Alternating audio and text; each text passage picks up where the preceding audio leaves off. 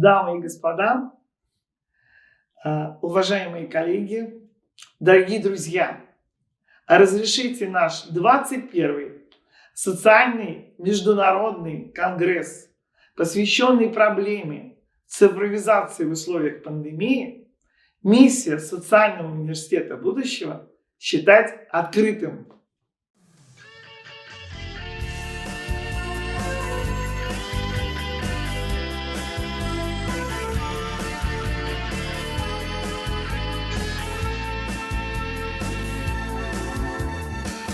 Снова вижу знакомые лица своих давних и новых друзей. Вместе с ними хочу научиться ничего не жалеть для людей. И покуда у сердца есть силы людям делать добро поспеши. Я люблю тебя, слышишь, Россия, эта песня идет от души. Ничего не жалей, ничего не жалей, ничего не жалей, не жалей, ничего не жалей для людей, для друзей огонька, сердце для старика, не жалей, для России жизни своей, жизни своей. Жизнь готовит тебе испытания. Если сердце твое горячо, берегите слова сострадания, а в беде подставляйте плечо. Только время все споры рассудит, а добрее и разле, что сильней. Не убудет души, не убудет, не жалейте души для людей. Сегодняшний конгресс и программу будут вести председатель научного комитета Петрова Елена Алексеевна, доктор филологических наук, профессор. И вместе со мной Михаил Васильевич Фирсов, доктор исторических наук, профессор, один из крупнейших специалистов социальной сферы Российской Федерации. Ну, а поскольку наш конгресс посвящен 30-летию Российского государственного социального университета, и вещание в режиме онлайн ведется из стен нашего университета, разрешите для приветственного слова предоставить слово Хамрову Андрею Анатольевичу, исполняющему обязанности ректора нашего университета. Пожалуйста, Андрей Анатольевич. Дорогие друзья, дамы и господа, от души поздравляю вас с крупным международным событием, 21-м Международным конгрессом, который проходит по инициативе РГСУ и приурочен к 30-летию со дня его рождения. Участники университета вместе с коллегами из других стран за все годы проведения социальных конгрессов всегда обсуждали самые злободневные и актуальные вопросы нашей социальной жизни. Сегодня эти вопросы связаны с пандемией. Вся деятельность социальной сферы разных стран изменялась и перешла в цифровой формат. И только специалисты, объединившись, могут дать ответы на самые злободневные вопросы жизни общества в этих условиях. Мне приятно осознавать, что наш университет находится на передовой научной мысли в области цифровизации, социальной сферы. Желаю Конгрессу плодотворной работы и надеюсь, что результаты вашего труда внесут значимый вклад в решение круга обозначенных проблем. Спасибо. И слово предоставляется для приветствия замечательному мирового уровня специалисту Валентина Рикардо. Это лауреат премии Эрнста Геккеля, это лауреат Нобелевской премии. Пожалуйста, Валентине, слушаем вас.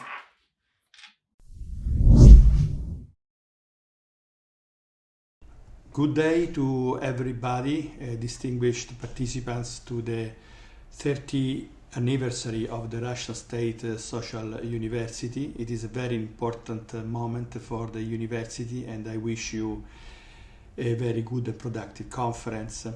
I'm pleased to give you some few thoughts about the situation of pandemic, the COVID-19 and the role that digitalization has had in the education university.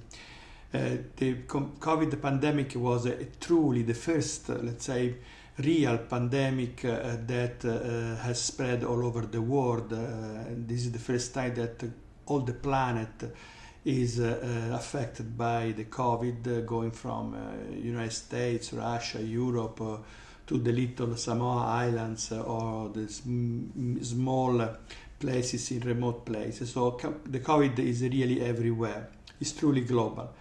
And also in Italy we had, as you remember, a very difficult situation, particularly in March 2020, when Italy was the first European country to be hit from the pandemic, and the infections was very high, and particularly in the northern part of Italy, in the Milano region, Lombardy region, there was a high rate of people that died for the disease of COVID.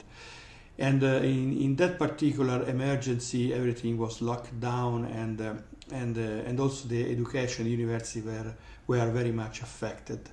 We had a very long period of education given by distance tools like now web conferencing and all the remote connections. And the first impression we had was that, first of all, we had to imagine and create a new way of making lessons, to be creative, to be able to involve the students and not to lose their attention, because one of the most critical part was that most of the students were losing attention and not really participating very much. So we had to invent also new graphics, new styling, new presentations that were more appealing for the students.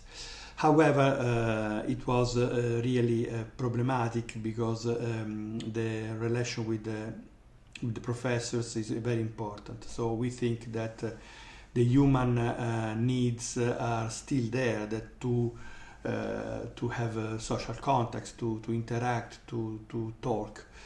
But of course, this is also a new challenge, and the new technologies are also appearing. For example, the new initiative that is being launched by Facebook and other social networks to use the Mediaverso as a new way to create basically an environmental digital experience that resembles a little bit the digital twins that in the industry engineers are using for replicating objects in virtual environments. So I don't know what will be the future of this technology, but certainly they will be boosted by these conditions of remote contacts. And in reality, there have been also some advantages because, for example, in professional work, reducing the travels by cars, airplanes and trains has been also important from the environmental point of view.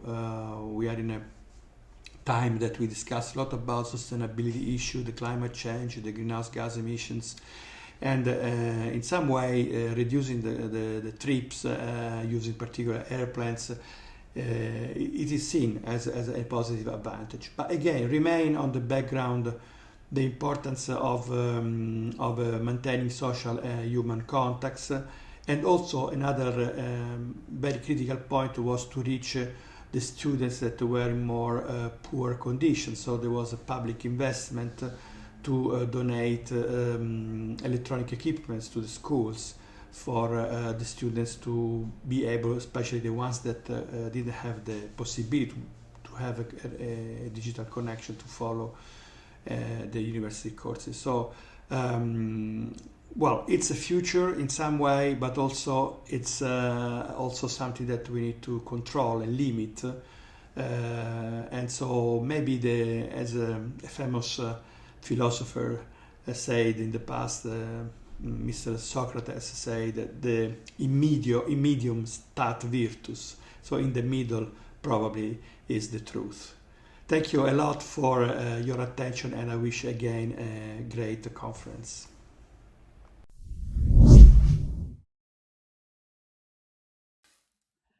Как приятно, Михаил Васильевич, что нас поздравляют такие известные люди, лауреаты Нобелевской премии. Как приятно, что в адрес университета поступило столько приветствий от разных университетов мира. Все они расположены на сайте нашего университета, и все участники Конгресса смогут их прочитать, а нам с вами, кажется, надо перейти к деловой программе пленарного заседания. Да, Елена, тем более, когда мы говорим про ту повестку дня, которую сегодня вы обозначили, это тема, которая волнует достаточно большое количество ученых по всему миру, и вот один из первых, кто будет сегодня выступать, это профессор из Вены, из Австрии, профессор Рубен Манасакян, который как раз и поделится своими впечатлениями, своими мнениями о том, как развивается процесс цифровизации в условиях пандемии.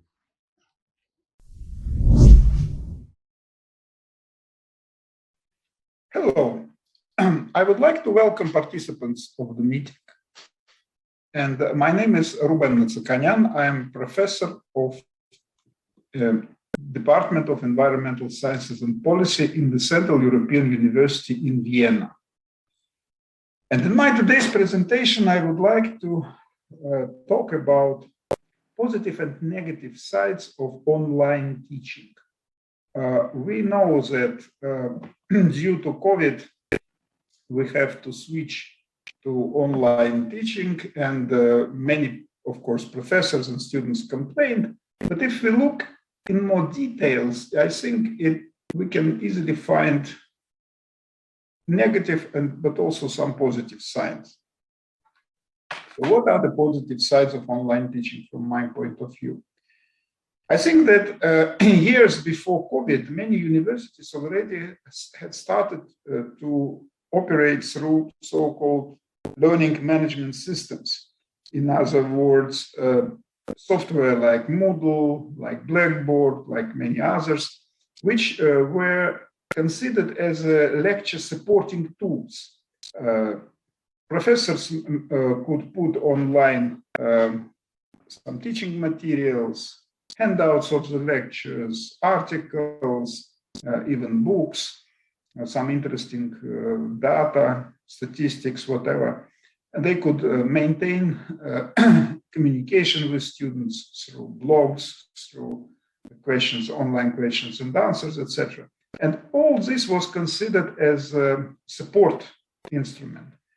And all of a sudden, because of COVID, because of need to switch to online, it became a mainstream. So every university, every school is obliged to do it, and lectures are recorded and also put online. So it's a kind of completion of this trend, which I think is useful and helpful for students to have such a background information. For us, we are a big international university, and of course, for us, a lot depends on ability of students from other countries to come to teaching site in Vienna. And because of COVID restrictions this year, many students were not able to come. It was a real tragedy, especially for students from Africa, from Latin America, from Asia, from many other places. And in the previous situation, it would be a disaster. They could not complete their thesis, their academic year. But with the help of this online teaching, with the help of this online mechanisms, they were able to learn, to study. Of course, it was not, and we will discuss it later, it was not as productive maybe as an online or offline teaching, but at least they managed and they got their degrees, got their lectures, and got their, they didn't waste this year. Another positive thing associated with online learning is ability to invite visiting lecturers from all over the world. Of course, you still need to negotiate with them, you still need to maybe provide some compensation to them, but of course it's now much easier than in the past when a physical presence of the teacher in the class was necessary. Now you don't have to organize expensive travel, expensive accommodation. You just negotiate when a person can deliver a lecture, you organize internet connections, etc. And here we are. So it's, I think it's also a very positive sign. Also, this allows many students to communicate more in depth with their teachers when before maybe online or Zoom link was regarded as a some kind of oddity. odd thing, strange thing, but nowadays it's becoming commonplace, and very often you have long conversations with students to discuss things one by one. And I think the personal communication, oddly enough, is becoming even more intense now than it was in the past. And finally, many universities who were thinking of buying new equipment or thinking of providing new equipment now are really forced to do it, which means that the educational base in many places is upgraded. So far, so good about the positive sides, but what are the negative sides of online teaching? I think, first of all, the most important thing is that unfortunately not all of us students, and as well as some professors even, do not have adequate home office conditions. Sometimes we have, I don't know, slow internet, small children running around, not enough isolation or individual cabinet in the flat. Sometimes we have poor internet connections, hardware is outdated, etc., etc. So becomes very individual. This link and good internet is very vital for good education, and those people who cannot obtain them put into disadvantage. The major problem, of course, with online teaching relates to universities and classes where you really need practicals, like physical experiments, chemical laboratories, study of minerals. I'm not talking even about medical schools, veterinary schools, where you really need to work with objects in the classroom, in the lab, or in the field. If we are talking about field departments like soils, vegetation, landscapes, whatever. And of course, this is a major problem, which I don't know how can be solved at this stage. Maybe later on, some virtual laboratories and virtual equipment will appear. Maybe that will be possible. But nowadays, I think it's a major problem. But even more, I think, devastating for universities is seeds of the normal university life, personal communications, personal interactions between students, destruction of normal student conditions. Because we all were students, and we remember that, of course, teaching and studying in the university is not only sitting in the classrooms and listening to the lectures and seminars. A lot of very important things that happen outside the classroom. When you talk to your friends, you talk sometimes to your professors tete-a-tete, you try to discover new things, you browse through the library, you live within a society, within a community.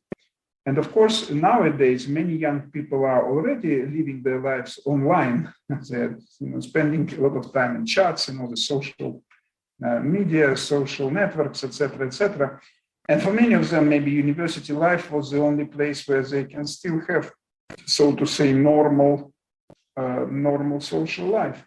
And even if this format will go online, in the end of the day, we will have young people who probably have no experience of being in the socium, who can work in the group, who can easily communicate with people without using all sorts of gadgets and chats, etc. So I think this is a problem. And the last but not the least, this situation puts many universities, especially in the provincial universities, in a huge disadvantage, because in order to have a normal, adequate online teaching, you really need your classrooms to be equipped with proper technology, with video cameras, fast internet, nice modern computers, etc., etc. Of course, provincial poor universities with poor technical base will be in a big disadvantage. Okay, if online courses will be open, if many universities open their online courses for everybody, it means that students from these provincial universities can take online courses from elsewhere, from other places. But again, how this will affect their study, how this will affect their learning, it's another big issue. So I think we are living in a very exciting and very kind of interesting moment in our lives. The switch from offline to online is really dramatic. And let's try to enhance its positive sides and try to somehow negate its negative sides. Thank you very much for your attention.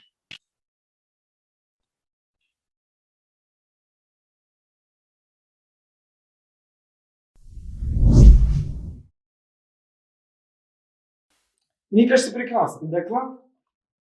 Я думаю, что тема цифровизации в условиях пандемии, она волнует и ученых, и она вообще на самом деле касается нас всех. Да?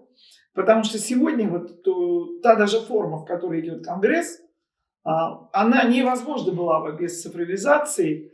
И такие мероприятия международного масштаба не могли бы проходить, если бы в условиях пандемии мы не столкнулись с возможностями новыми, которые дала цифровизация. Однако мы продолжаем действовать в рамках нашей программы пленарного заседания.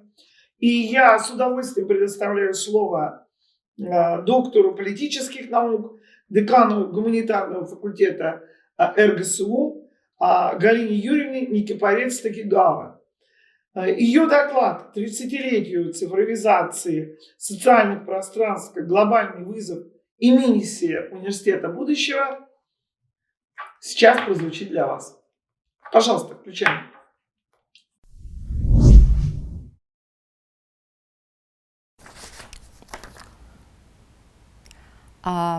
Great day and the 30th anniversary of the Russian State Social University, and of course we talk a lot about our past, glorious past, and we should think also about our glorious future. And digitalization is often seen as a trend, but at the same time as a threat in the field of higher education, because this field is usually considered non-digital, where the process of education and upbringing of educated citizens should be organized in such a way that, according to Socrates, it would be ideal in the way of personal discussions and dialogues between a professor and a student. The pandemic and the subsequent further digitalization of the education and growth of the distance learning environment, on the one hand, have significantly changed this ideal classical educational environment. But on the other hand, they gave a huge opportunity to our society and the higher education system, as well as our universities as part of it, turn more effectively and rapidly into an inclusive space. The concept of full inclusion in the context of education is normally seen in a narrow sense as intended for disabled students and member staff. If we use a broader concept of an inclusive educational environment, we can think of others. An inclusive society is a society that overrides differences of race, gender, class, generation, and geography, and ensures inclusion, equality of opportunity, as well as capability of all members of society. Full inclusion means the absence of any social boundaries, geographical, cultural, religious, economic, physical, age, etc., etc. And in this sense, digitalization is an opportunity and a perspective for us at universities to develop in the direction of broader groups of students. Of course, distance learning is a great opportunity for people with disabilities to participate in classes from home. But at the same time, it is a great opportunity for working people of different age who like to continue their education. Or, for example, for busy parents who are temporary at job leave, babysitting their kids, or who are desperate to spend time at home. It's also an opportunity for aging population who are ready to study, and for many other potential students. I would discuss only one of these groups of potential students, very important group of potential students, because one of modern demographical trends of our time is unstoppable aging of the population. In Russia, for example, every fourth citizen, 25.9% to be precise, is above 60. In Moscow, the quantity of senior residents is even higher. According to the data in 2019, men of 60 years old and above and women of 55 years old and above counted to 27.7% of overall Moscow citizen number. Furthermore, the life expectancy in Moscow was fallen to 74.39 years among men and 81.19 years among women. One of the most effective mechanisms to solve this problem of aging population is education. It is supposed as the way to fit any changes in social environment, as a technology to improve the quality of important part of human capital. The education is viewed as a measure of state social policy to solve the task of socialization, which has already become a part of rapidly increasing senior population in Russia. The part of state social policy which is aimed to resocialize senior citizens is education, and its importance is as high as it never was before. Educational programs for this category of people are gaining their status as ever-increasing sector of educational services in terms of value. We suppose that senior age market has a great potential for the Russian State Social University, our university, due to both active growth of 60+ aged population and their business activity. This market also of interest for Russian State Social University because of its special status, which was built over years, brick by brick, among other universities.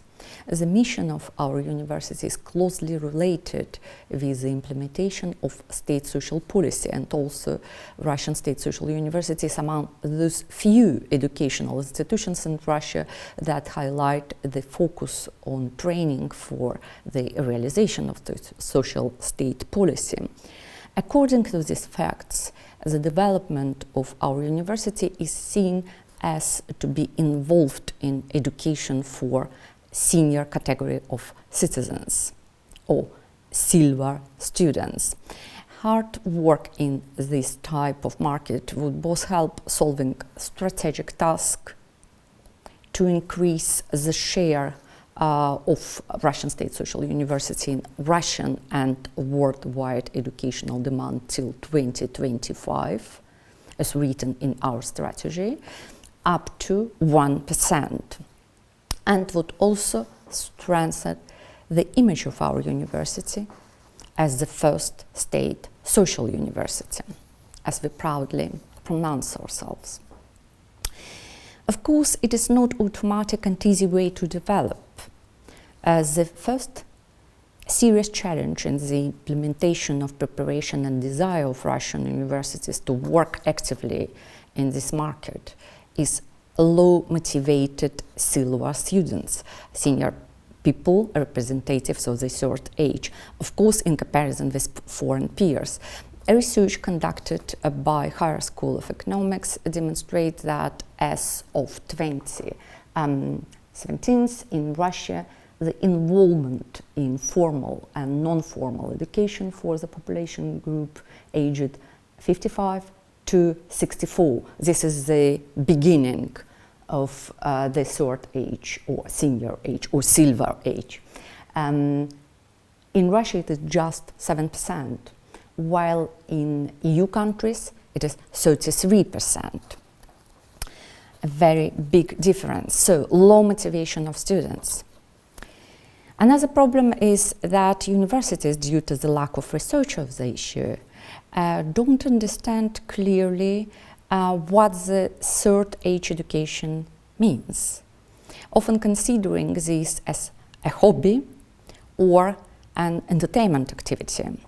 And this is the reason why the universities don't use their own academic potential in full force for the specialization in the third age education, which is implemented in preparation of specialists at the main faculties of the university. The universities don't disclose their full educational potential and reduce the spectrum of educational services that may be interesting to the consumer in this market. Digitalization is a great help if we aim to involve more and more silver students in the education. They can study from home, over the board, without excessive travel and cost. They can obtain dual degrees and combined degrees in different universities. Same opportunities to other students you can say, but given the age of senior or silver students, it is very, very important. At the same time, it is a way to inclusive university that erases borders between generations together with other borders. And it is the mission of the University of Future. An inclusive university is a very progressive model of the University of Future. And our university, Russian State Social University, can lead the process and be the first example. Russian State Social University as a federal level multidisciplinary university ready to offer to the representatives of the third age whole range of programs given in the university, as well some unique programs being specialized for the needs of this category of students. Thank you very much for your attention. Тема, с которой выступила Галина Юрьевна, это очень актуальная тема. Как мы видим, что современный вуз, он не может не работать в рамках и стандартах, прежде всего, цифровой политики, цифрового обучения. И эта тематика, она достаточно широко сегодня распространена во всем мире. Ну, скажем, тот доклад, который прозвучит сегодня, к этой липке из Канады, страна огромная, с большими экономическими возможностями, с большой территорией, как Российская Федерация. Поэтому, конечно же, эта тематика актуальна не только для Российской Федерации, для нашего вуза, но в том числе и для вузов, которые ведут образование на территории Канады. Но прежде чем объявить этот доклад, я хочу обратить внимание, что цифровизация образования в области социальной работы, о которой будет говорить докладчик, она принципиально важна для России. Ну да, тем более, когда, если мы с вами смотрим на сегодняшний день, вот это вот подход на цифровизацию в социальной сфере, которая была обозначена президентом, которая была обозначена в ближайших документах Министерства социальной защиты, она сегодня как раз вот эту тему делает актуальную для нашей страны. Я думаю, что опыт, который получен в Канаде, он в какой-то мере пригодится и для Российской Федерации. Значит, к этой липке просим.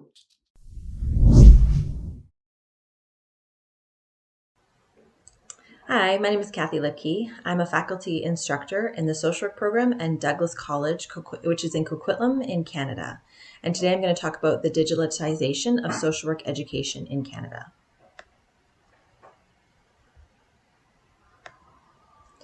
So I want to start by talking about March 2020, sort of the beginning of the pandemic in Canada.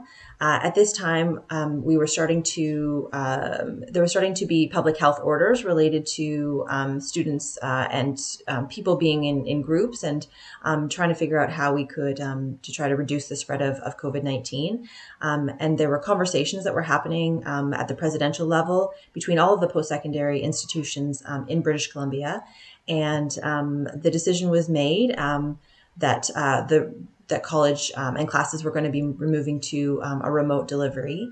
I was given about an hour's notice before class was to start that day that we were no longer meeting in person and that I would have to move my content online. So this was a time that, that I didn't teach remotely. And so I didn't have access to Zoom or some of the other video chats that we have now. And so at that time, I put my content onto Blackboard, which is the format that we use at my college, and I'll show you that now. So Blackboard is the education platform that we use at my school, at Douglas College. Each post-secondary institution is able to choose their own platform. There is a law in Canada that, for privacy reasons, that content and any digital platform that's used by a school in Canada has to have its data stored inside of Canada. And so that's the main rule when schools are deciding which platform they're going to use. So my school purchased Blackboard, as well has a license for Zoom, so we are allowed to use Zoom as well. And within Blackboard, there's also a video recording feature as well, which is called Collaborate Ultra, that will allow us to also have meetings with students using video chat. So Blackboard allows me to upload content like videos and articles for the students to see. The students can also communicate with the teacher, and they can also communicate with each other using an email type feature within Blackboard. There's also the built-in feature, like I mentioned, about for video calls that's similar to Zoom, although we are also allowed to use Zoom if we prefer. So basically I would add a link to Blackboard, and my students would access it, and that would bring us to the video chat for class. So this is another example of Blackboard. So this is just an example of week 2 for my social welfare course. And so you see I'm able to upload a YouTube video, and I'm able to upload my PowerPoint slides so that the students can follow along.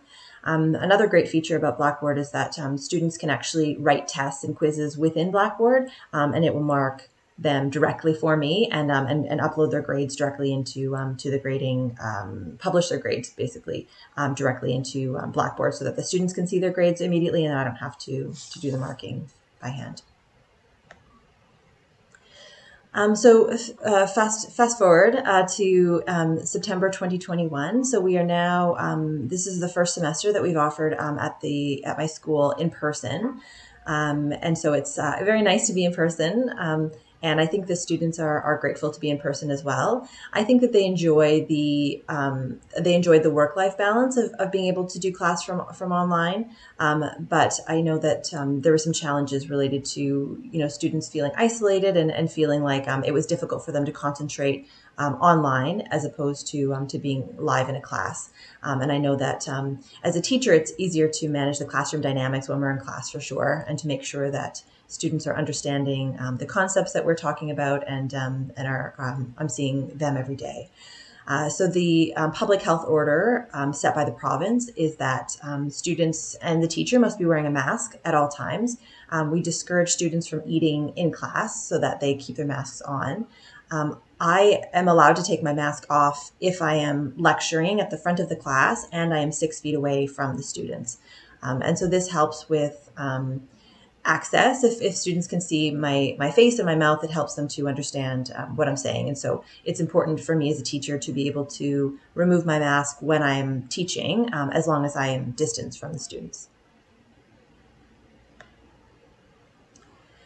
So I wanted to also talk about the digitalization of the field of social work. So since the pandemic, many services have moved into online formats, remote formats, and they continue to be in remote formats. So I think it's easier to see more people when you are doing phone calls or you're making Zoom calls with clients, as opposed to driving to somebody to see them and or having somebody come into your office.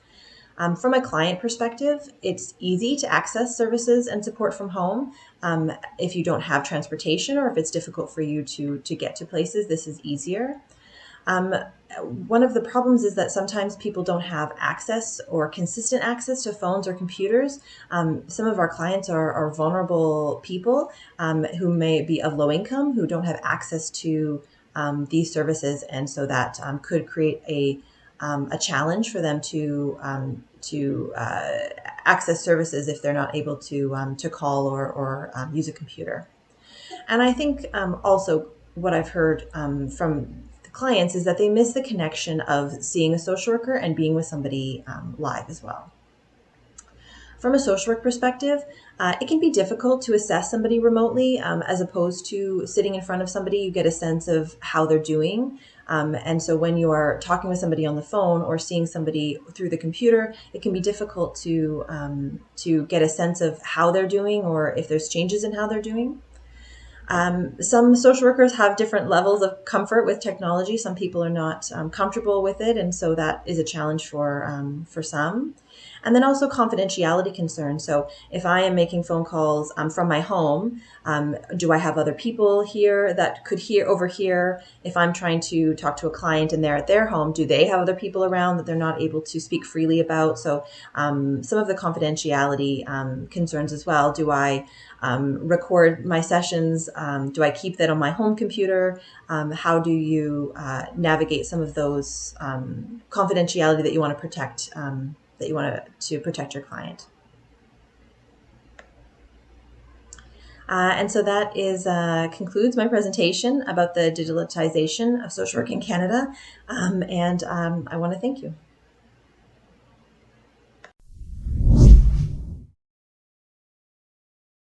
Тему, которую поднял Кэти Литке, продолжит доктор физико-математических наук, профессор нашего университета Краснов Андрей Евгеньевич.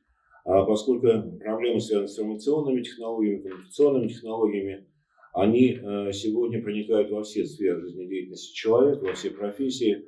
И здесь, наверное, такой вот методологический дискурс, представление о том, как вот это информационное пространство сегодня охватывает различные области познания, различные науки. И думается, что вот эта тема, которая сегодня прозвучит на Конгрессе, даст, скажем, направление для размышления для многих профессий. Пожалуйста, Андрей Евгеньевич.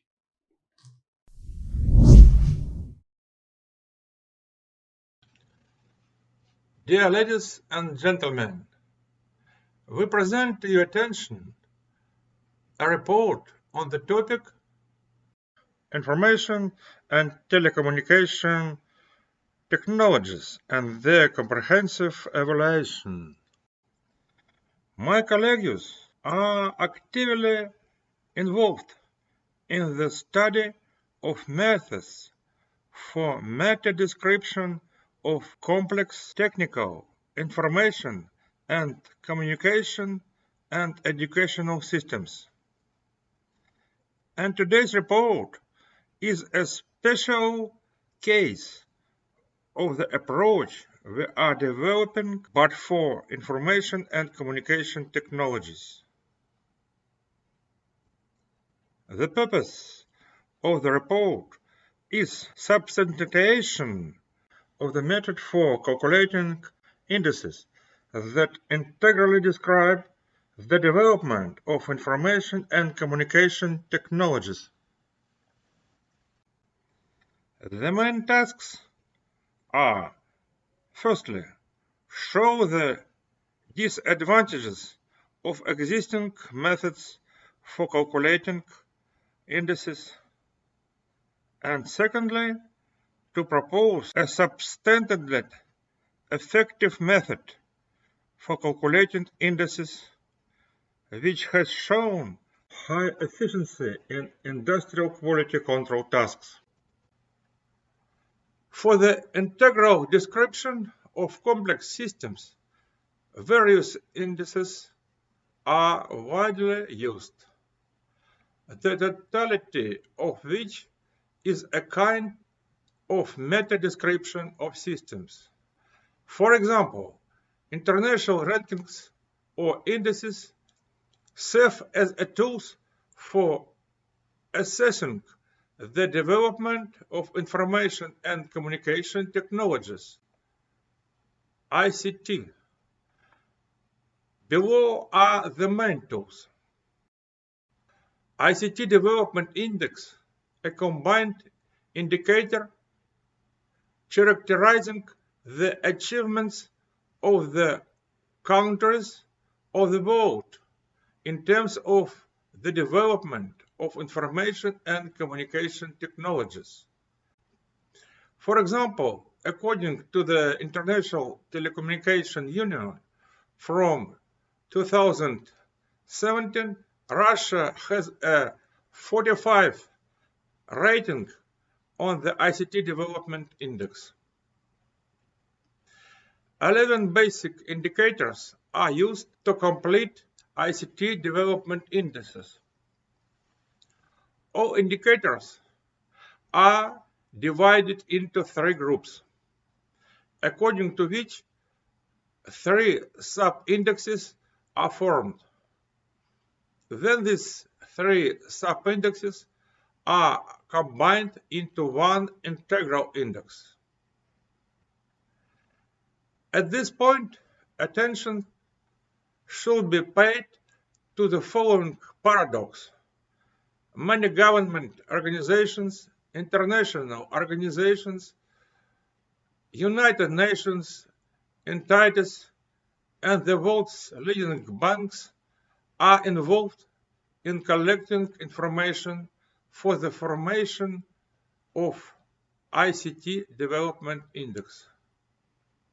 However, never is a scientifically based approach to calculating indices. Everyone is satisfied with the weighted average. How an index is calculated?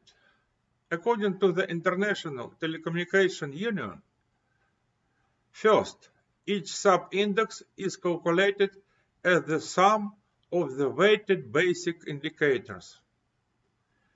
Then, the ICT Development Index is calculated as the sum of the 3 weighted sub-indexes. However, from the point of view of the theory of making plausible decisions, this is completely wrong. The procedure for forming an integral index is like deciding by a team of neurons. Therefore, a simple weighted summation is wrong neither from the standpoint of a nonlinear neural network algorithm nor from the standpoint of decision theory. Using average tends to degenerate the meta description of the data. Let's take a look at a simple example from the field of education. 2 students get different grades, 3, 5, and 4, 4. In total, they scored 8 points. At the same time, 0.44 is closer to 0.55 of the ideal estimates. Another illustrative example is shown in the table where 9 students received grades in 3 subjects. Grades 5.44 and 5.53 give the same amount of 13 points, and grades 4.44 and 5.43 also give the same amounts of 12 points. And only correct nonlinear estimation removes degeneracy of evaluating. A plausible estimation of the sub-index based on indicators and their maximum criterion values is given by this formula. The graph shows the dependence of the reliability of the evaluation of the sub-index on the number of indicators. The reliability of more than 90% is achieved on a sample of 10 indicators. It follows that the sub-indices of the ICT index have little confidence, 87 and 80% only. In the above box, plausible and neuropodic methods for evaluating integral indicators based on numerous indicators are presented, and not only theoretical, but also implemented in industry and education. In conclusion, we note the following. The boom over the past decade in the formation of numerous indices, both in the economy and in the field of information and communication technologies, is associated with economic and technical intelligence. The formation of initial ICT indicators is undoubtedly an important task. Along with this, it is necessary to move from fast but inaccurate and degenerate methods of evaluating integral indexes of development to more accurate nonlinear methods. We invite you to cooperation. Thank you for the attention. Here is the email address for communication.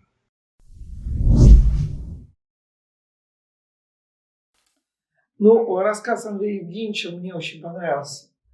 И мне показалось, что то, как он сделал акценты в этой проблеме, это очень важно для нашего дальнейшего развития, поскольку в теме нашего Конгресса все-таки звучит миссия университета будущего, социального университета будущего. Ну, а я с удовольствием предоставлю слово представителю Кореи. И это представитель Кореи Международной организации, это председатель правления Международного образовательного фонда Чонджу, Корея, Брайан Парк. Речь идет о структурировании исследований ГАИ. Пожалуйста, Брайан Парк.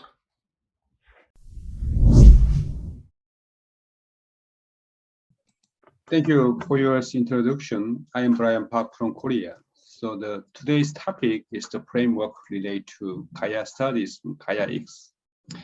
I hope that the 21st International Congress of the Social Science is successful.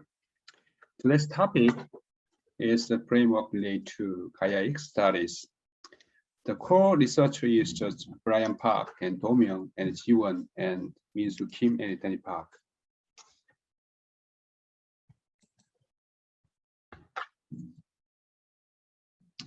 Kaya was the ancient country located in Han Peninsula from the AD 48 to 562, and Kaya is associated with the beginning of Buddhism in Korea.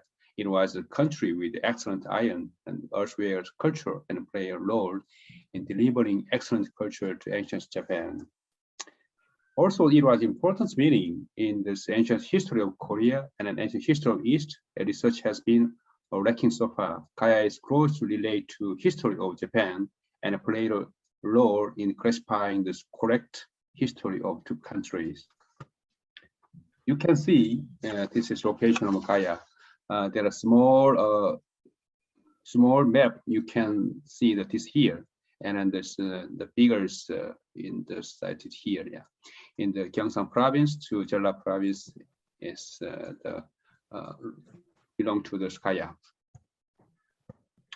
And then the history of the Kaya is according to the Samyung Yusa, the ancient history of the Book of Korea in 1848 to 18 Hwang-ok, the princess of Ayuda ancestor India met King Suro in Kaya. As a result, Kaya has a fusion of Korean culture and Indian culture. Hwang-ok brought Buddhism from India, and then the trace of that Buddhism remained in the Wanggusa and then this Silburam temples in Korea. So next slide is that you can not clearly, but it's a very big displays in this Kaya X. The 6 category, 1, 2, 6 category, and the 4, 4, 7 kind of the displays, very big displays here. This is independent academic sources that are located here, and then this is very close to the Kaya Buddhism. And how to develop the Kaya X as Kaya studies is Kaya X is divided into the 6 categories and it consists of a total of 47 disciplines. The step is from experience and recognize of value and getting the fact and then this information and the knowledge and theory and disciplines. The naming Kaya is the Kaya studies, Kaya X in English. There are several academic names including ICS, but it's common to add these ICS to academic groups with a complex characteristic. It's important. The rationale can be found in mathematics and economics and physics. The definition of Kaya is after this development of science, the most basic thing is to define, justify. The definition of a Kaya X is, I can explain about kind of this definition. There is the widest sense is the logical and then the subjective system of knowledge about, and including the regional element of Kaya in southern part of Korean Peninsula and cultural elements such as religion and tea and earthware and an iron culture in Kaya. In summarize, Kaya is the logical and objective knowledge system that has contained knowledge about Kaya. The category of Kaya X is divided into 6 kinds of philosophy and then there's humanities and social science, natural science, and artistic categories. Comparing with the other disciplines, this philosophy category are treated as separate from the humanities category. In this philosophical category, the semantics Kaya, the theory of value of Kaya, and then the ontologies of Kaya. So the most important thing is what is meaning of the Kaya, what is the value of the religion, and what is product value does the Kaya existence have, what is the logic by the Kaya, and what is logic in relation to Kaya. What kind of this logic does an academic structure and Kaya X have? This question served as basic element of philosophy. Humanities category. Kaya is the analysis theory, Kaya religion theory, Kaya cultural theory, Kaya is a collection theory, and Kaya folklore, and it's the humanities Kaya theory, and Kaya religion theory, etc. And there is 191 sub-disciplines. Kaya analysis studies the analysis Kaya by dividing it into the people, research field, religion, and religions. Kaya's leadership theory is a theory that try to grasp the characteristic of Kaya by analyzing the relationship with the area and then this event related to Kaya and etc. And then social science categories is representative with Kaya sociology, Kaya education, etc. It is they also play this key role, and then this base of them there is 77 disciplines belonging. And natural science category, it is there are many fields of the study in agriculture, but the Kaya's Iron Age theory, Kaya's tea theory is that belong to natural science. Nowadays, you can see the Jangun tea theory in natural science, and there are 67 sub-disciplines. The artistic category, Kaya's culture and this art theory, there's earthware theory, and then there's ancient song theory plays the role in this category. Based on that, there is 26 sub-disciplines in its field created by researching world that can be confirmed today. The last is convergence category. It is a cross disciplines. It is academic field created by conversion with this material of Kaya X. From the modern point of view, the source of Kaya knowledge has undergone the future process with other disciplines. The per study, Kaya X has a value as a regional study, and at the same time, this presents academic basis of the methodologies and developing the new categories and academic field. It is hoped that through this presentation, various academic development work in this field of social science will be carried out. Academic development will be play a role in creating this foundation for creating new systemic knowledge and creating educational methodologies can be surpassed in the future generations. Thank you. And the next speaker is will be the co-researcher, Tomyang, the Korean Buddhist monk. And he will talking about the relationship between Gaia X and Gaia Buddhism. Please. Hi, nice to meet you. I am Korean monk Do-myung. I will say the Gaia 6 and Gaia Buddhism. The structure of Gaia 6 lays the basis for the argument about Gaia in various aspects. Gaia has a history from 1980 to 1439, so it is difficult to prove on a clear historical basis. In this case, it has been attempted to prove with multiple evidence so far, but it was difficult to determine when there was an argument from the opposite side. The structure of Gaia is philosophical, humanistic, social science, and artistic. Since the research result in the convergence academic category attempt to prove one historical fact, it can have stronger evidence. Among them, Gaia Buddhism was proved in the history of the three kingdoms, and there was a Pasa stone pagoda as a relic, but there was a group of researchers who demanded a stronger basis.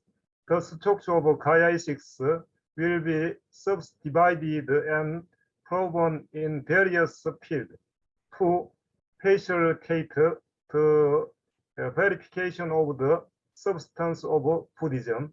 Thank you.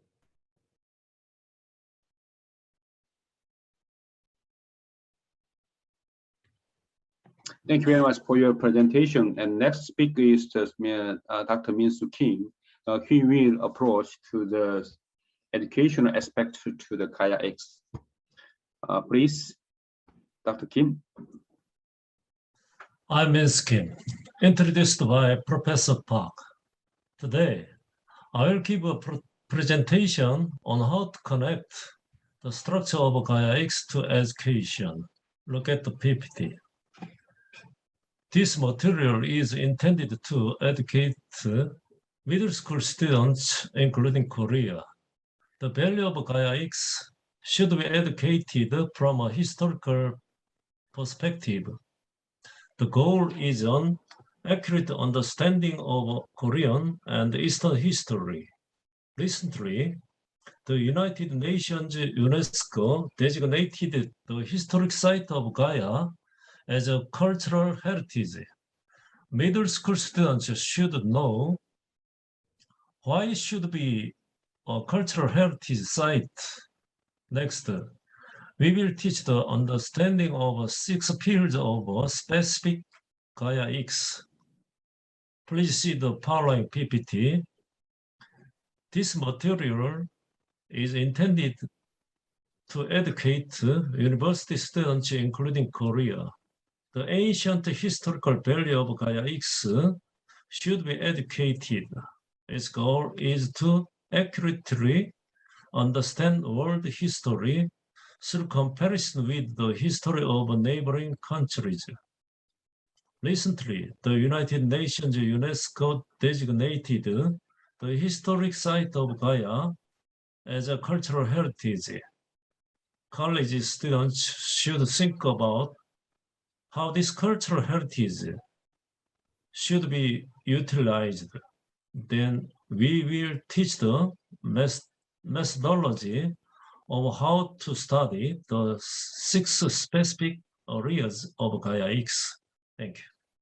Thank you. Good presentations for this, Dr. Kim. So this is all of the hours presentation. Thank you. I hope to good success the 21st International Social Congress in Moscow. Thank you. Та тема, которая была поднята господином Брайаном Паком, она сегодня, конечно, очень актуальна. И мы сегодня видим, что проблема цифрового сервиса сегодня является таким актуальным, если хотите, трендом для многих областей, сегментов экономики. Но, тем не менее, цифровой сервис является и необходимым условием развития разных университетов, И не последнюю роль сегодня цифровой сервис играет развитие, прежде всего, по Российского государственного социального университета. Анастасия Сергеевна Панишова, директор научно-исследовательского института социальных инноваций, поделится своими впечатлениями, мнениями, видением этой проблемы применительно к нашему университету. Ну, она поделится и опытом, потому что цифровой сервис РГСУ – это не теория, это практика. Да, Анастасия Сергеевна, мы вас слушаем.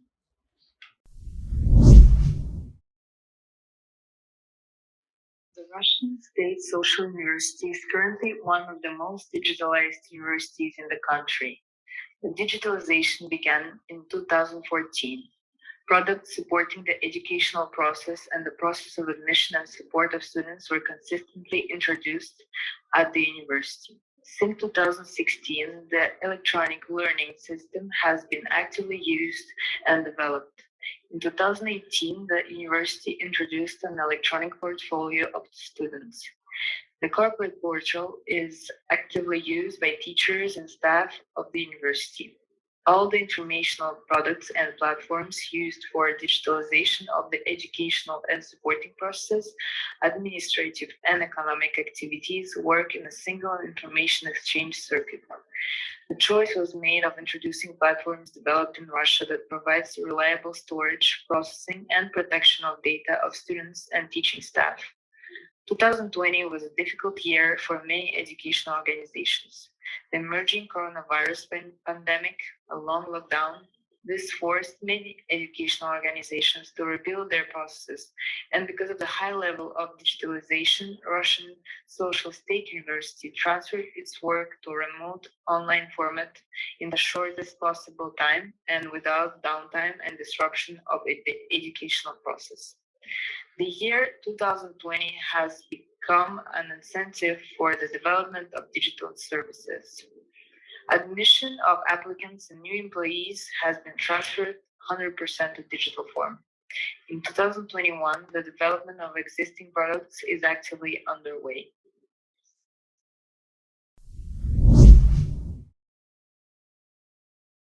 Ну, я с большим удовольствием еще раз прослушала доклад Анастасии Сергеевны.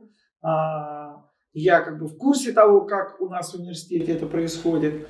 Действительно, надо сказать, что наш университет фактически один из первых университетов страны, кто осуществил свою цифровизацию внутренних учебных процессов. И для нас уже все то, о чем она рассказывала, это, в общем-то, то, с чем мы живем ежедневно. Это даже не наше будущее, это наше настоящее. Однако мы движемся и вперед, и мне очень приятно, что цифровизация касается самых разных областей социальной сферы, и особенно в условиях пандемии, когда университет был вынужден перейти на большое количество занятий в режиме онлайн, мы столкнулись с тем, что даже такие специальности и такие направления подготовки, как искусство, дизайн, и тут педпроцесс пошел в сторону цифровизации и был реально переведен на рельсы цифровизации. И мне очень приятно предоставить слово доктору искусствоведения, профессору факультета искусств нашего университета Переверзевой Марине Викторовне. Тема ее доклада – цифровизация в области искусства и социально-культурной жизни, проблемы и перспективы. Пожалуйста, Марина Викторовна. My name is Marina Pereverzeva. I am Doctor of Art and Professor of Russian State Social University. My report is named Digitalization in the Field of Art and Social Cultural Life, Problems and Prospects. The report is dedicated to the specifics of the use of artificial intelligence in the musical composition. As a result of theoretical analysis of the algorithms for the intelligent system work, the range of capabilities of such systems and prospects for their further improvement were determined here.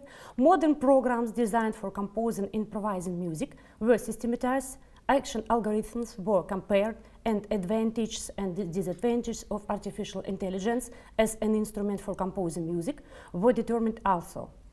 Improving the algorithm of AI work in the field of musical composition will determine the long-term future of its application and the viability of computer-created musical works. As assistive systems, computer will not replace a person in creativity, but being included in the writing process, they will help person to realize his ideas and ingenious creative work. The prospects for using AI in musical composition are not to copy existing music in different styles, but to search for completely new sounds, styles, images, and sound effects, as well as to discover new and limitless opportunities for composing music. The advantage of the development and application of AI in musical composition is opportunity that is given to everyone, not only professionals, but also amateurs, who want to touch the magic of musical and creative process, immerse themselves in this fascinating activity, creatively express themselves, develop and increase creative abilities, embody by means of music an ingenious idea that will become a new word in the knowledge about world and mankind. When new technology is introduced to society, society generally takes some time to develop the use of it fully. Considerable work has also been done to enlarge the capabilities of musicians.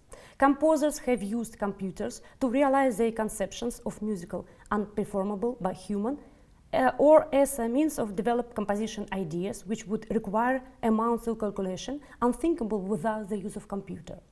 Composer who imagines such novel music and feels that it can be defined or better understood using an algorithm can now write a computer program to test or realize the imagined music. Computer music can be roughly divided into two kinds: music composed with computer and music composed by a computer. Artificial intelligence today finds application in the process of digital processing of sound and theory of knowing music, composing and performing musical works. Abbreviation even appeared in English, AIM, meaning artificial intelligent music. AI understanding of musical images and emotions is studied by science named cognitology. For these purposes, several computer programs have been developed that possess AI for creating music by imitating the process of human mental and creative activity. The sequence of these processes is fixed in the algorithm of artificial intelligence operations, which allows the program to perform creative functions. Created in 2016 in Luxembourg, program The Artificial Intelligent Virtual Artist creates soundtracks for any media in different styles and emotional moods. Styles are determined as modern music for cinema, electronic, pop music, ambient. This is electronic music based on modulations of sound timbre and characterized by atmospheric and enveloping sound. Then rock music, fantasy, jazz, shanty, cinema music of 20th century, tango and Chinese music. AIVA algorithms are based on the architecture of deep AI self-learning. The IVA program was used to create a rock composition called On the Edge, as well as pop composition Break Free, with the participation of pop singer Taryn Southern during her work on album 2018 I Am Artificial Intelligence. However, initially the program was developed to generate music in classical and romantical tradition, and many tracks of IAVA, for example, Genesis Symphonic Fantasy in A-moll, Opus 21st, today are included in the playlists for listeners as sample of academic music. Thanks to this composition, AIVA was recognized as a virtual composer whose works are registered by International Copyright Society. AIVA is able to compose emotional soundtracks for movies, video games, commercials, and any other type of entertainment content. AIVA studies the art of composition music by reading a large collection of musical scores written by professional composers, Bach, Mozart, Beethoven, etc., and created a mathematical model for representing what music is. This is model which is used to compose modern media music for TV and radio. Automatic music generator Morpheus is the development of Queen Mary University of London.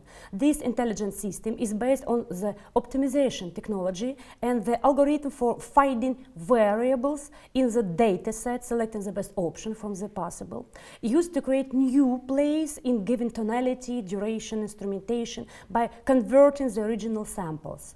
The creators emphasize that AI independently create music with a certain structure and emotions. Optimization technology allows you to integrate the selection processes of thematic material and principles of composition from exemplary plays in order to generate logically structured form with repetition and development, just as in traditional symphony music. The plays composed by Morpheus were performed at concert halls in Stanford and London. Another direction of AI development in the field of musical composition is the cloud-based, controlled, intelligent platform of musical composition called Ampere Music. This system generates unique musical plays based on user-selected mood parameters, sound, emotion, style, durations. After you select these options, you can make additional changes before you complete your composition. This platform is based on data from the musical sample library, huge library. Ampere Music provides both people without musical education and professionals an opportunity to quickly compose original music. Thanks to the AI algorithm, it's trained on data material from large collection of samples of musical works of wide style spectrum. Secondly, the algorithm is able to identify the key parameters of each musical composition and predict the nature of the sound that user wants to create. The main difference between the Ampere program and the musical creators of last generations is that the result of the Ampere AI did not require serious alteration by the person. The only program independently, completely creates the song during few seconds, selects the sound of melody to the text in accordance with its rhythmic structure, chord sequence and instrumentation.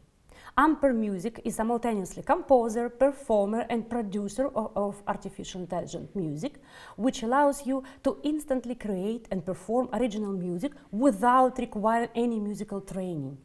In fact, this is the first AI music creator technology presented on the world market. After the official presentation of the Ampere platform, the Associated Press and Hearst Television began using it to create music content for their programs and reports. Ampere Music allows the creators of media content to simplify their workflow and avoid the temporary and budgetary costs associated with authors' music. Therefore, it seems to me the prospect of AI in the widespread use of the platform in media, radio and television, in film industry, video games, advertising, theater art. Music created with help of AI Ampere receives an international, free and indefinite license for its use, avoiding numerous legal and financial problems related to copyright. In addition, Ampere is also an educational program acting as creative partner of artists, musicians and composers who can collaborate with AI in process of creating their own music. One of the most recent and no less large and promising research project called Flow Machine ended with creation of Flow Machine's composer platform. It includes a complex set of algorithms and database of 15 million songs, which are analyzed now from the point of view of loss of development of material and even emotion, color of musical sound. Flow Machine's composer is able to independently compose an original song in given style, performed with a certain feeling. The program algorithm samples songs in accordance with a given style. The analytical model identifies typical style features, and generator simulates and changes them based on Markov chain, starting the mechanism for creating its own composition. The same analytical model calculates the probability of certain chord sequences and selects the optimal one based on the Markov chain. The progress of AI of this system is that person can both fix the favorite version of any musical fragment and launch a new generation of composition. The principle of random sampling forms the basis of the single Daddy's Car, generated by AI based on the melodies of the Beatles. The use of AI in the field of musical composition opens up prospects for the development of the sphere of wide, accessible, democratic, and personalized musical creativity of both professionals and amateurs. A big problem for AI was and remains the understanding of creative and artistic decisions, which sometimes cause controversy and difficulties even among specialists in field of culture and art. Artificial intelligence is devoid of inspiration, which is a necessary component of genuine art, and is still not able to embody the original artistic concept. However, it will definitely change the process of musical and creative activity of man in the future. Thank you. В этой связи мне хотелось бы сказать, что сегодня цифровизация, она охватывает различные направления, различные сегменты экономической жизни и жизни любого общества. И, конечно же, будет для нас интересно послушать доклад госпожи Гуанин Чао, представителя доктора наук Анхуйского педагогического университета, директора по маркетингу, который нас познакомит развитием, прежде всего, цифровой экономики в Китае в условиях пандемии. Пожалуйста.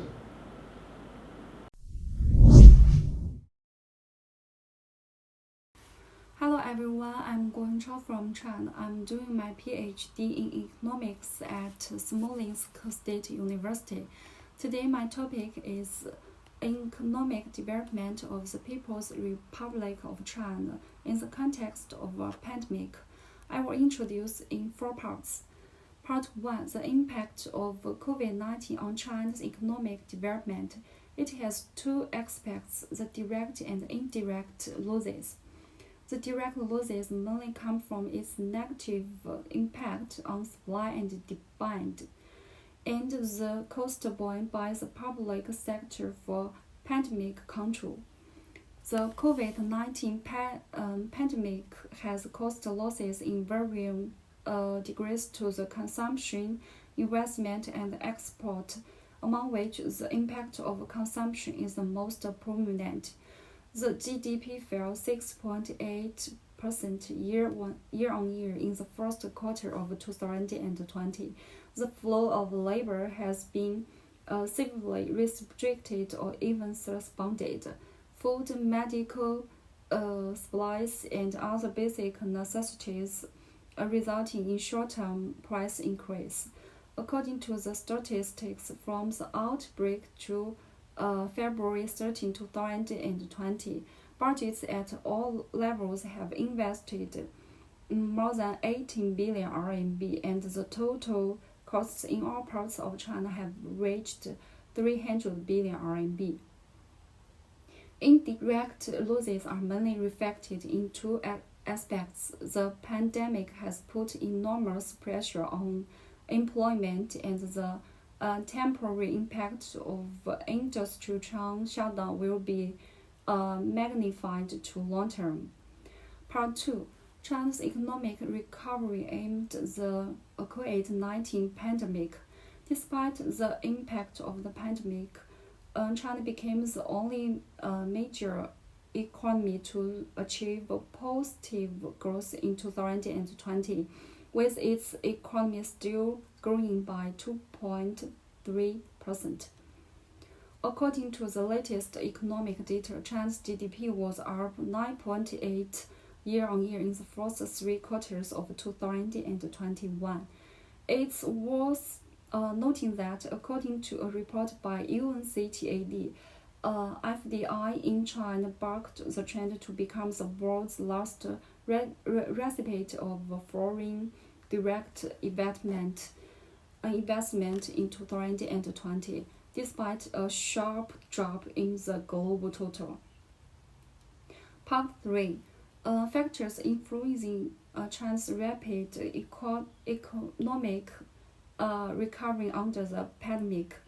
China's economic recovery has been led by the country's growing economic strength and the rapid response, accurate and effective policy regulation and the Chinese government, and its commitment to multilateralism. Last part. Characteristics and trends of China's economic development in the post-pandemic era. According to the average data of the past 2 years, China's economy is obviously characterized by stronger external demand than domestic demand, and greater supply than demand. In the post-pandemic era, China's economic development will have some changes. The first is stimulate the innovation of business forms and promote the development of intelligent and online production and lifestyles. The second is promote the development of the digital economy.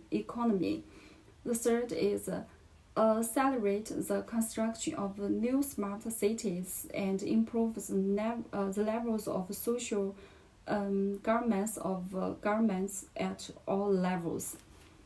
After the storm, the sea remained. That's all. Thank you.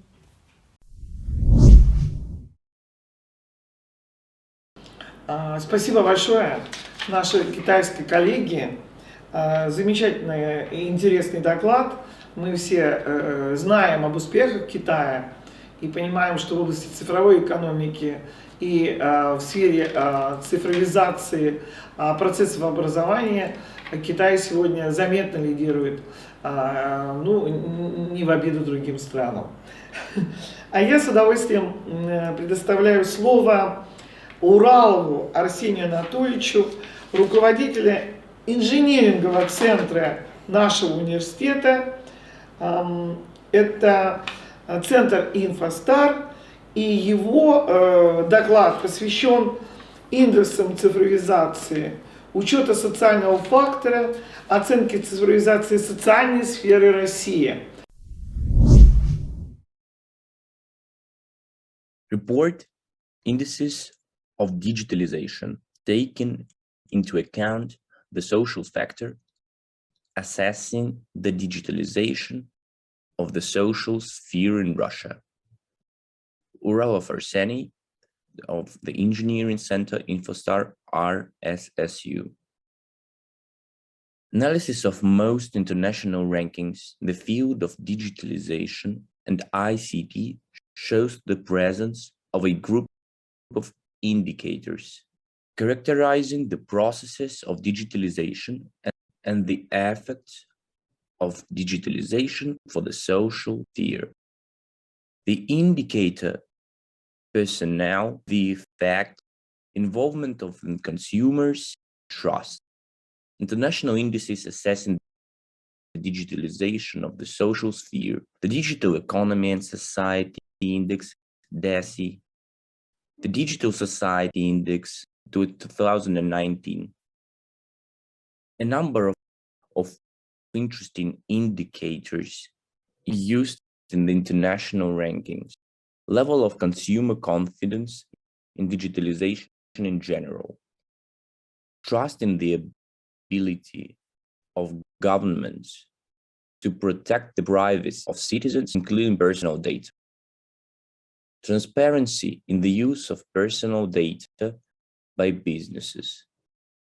Robot-to-worker ratio, the ratio of the number of robots to enterprises. Percent of the population who call an Uber taxi, make a purchase on Amazon, or post a video on Netflix.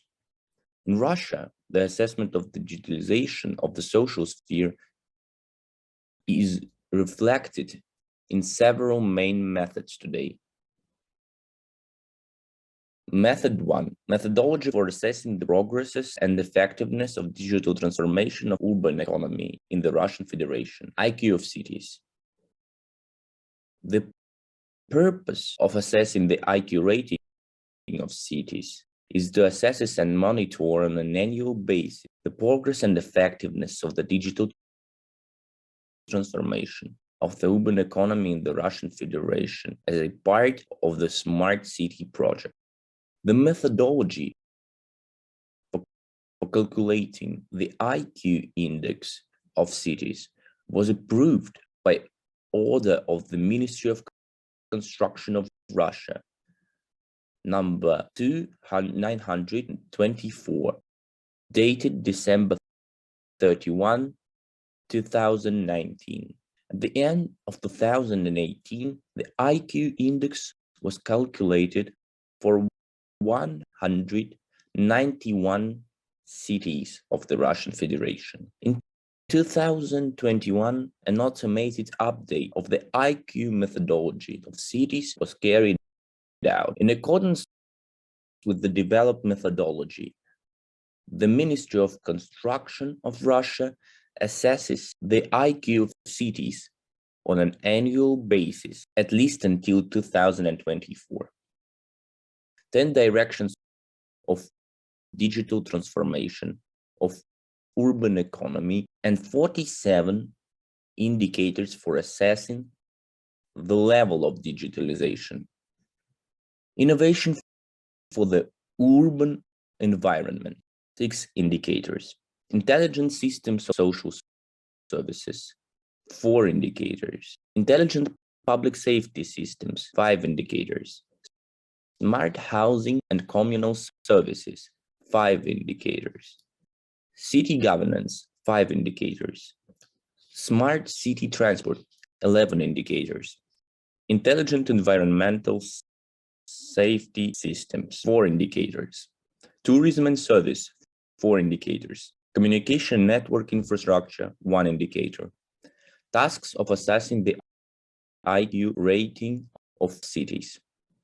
Assessment, comparison, and ranking of cities in the Russian Federation by the level of digital transformation. Determination of the main directions and segments of the digital transformation of the urban economy, which have the greatest and least impact on the socio-economic state of urban economies.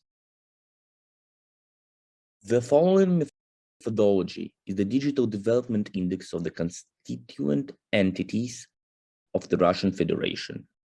The purpose of the rating is to promote the adoption of management decisions focused on the implementation of the digital transformation process in order to improve the quality of life of the population and ensure equal access to digital technologies. Rating objectives: assessment, comparison, and ranking of the constituent entities of the Russian Federation by the level of digital transformation. Determination of the strengths and growth reserves of digital transformation in the constituent entities of the Russian Federation. Conceptual framework for the digital transformation process. Factors: human capital, investment climate, science, technology and innovation, institutional environment, digital infrastructure, information security. Effects: social effects, economic effects. Stakeholders: household sector, general government, science and education sector, business sector. The third and main index in terms of digitalization of the social sphere, an index that Russia is ready to scale to the CIS and the world, the index of society's readiness for digitalization from ANO dialogue.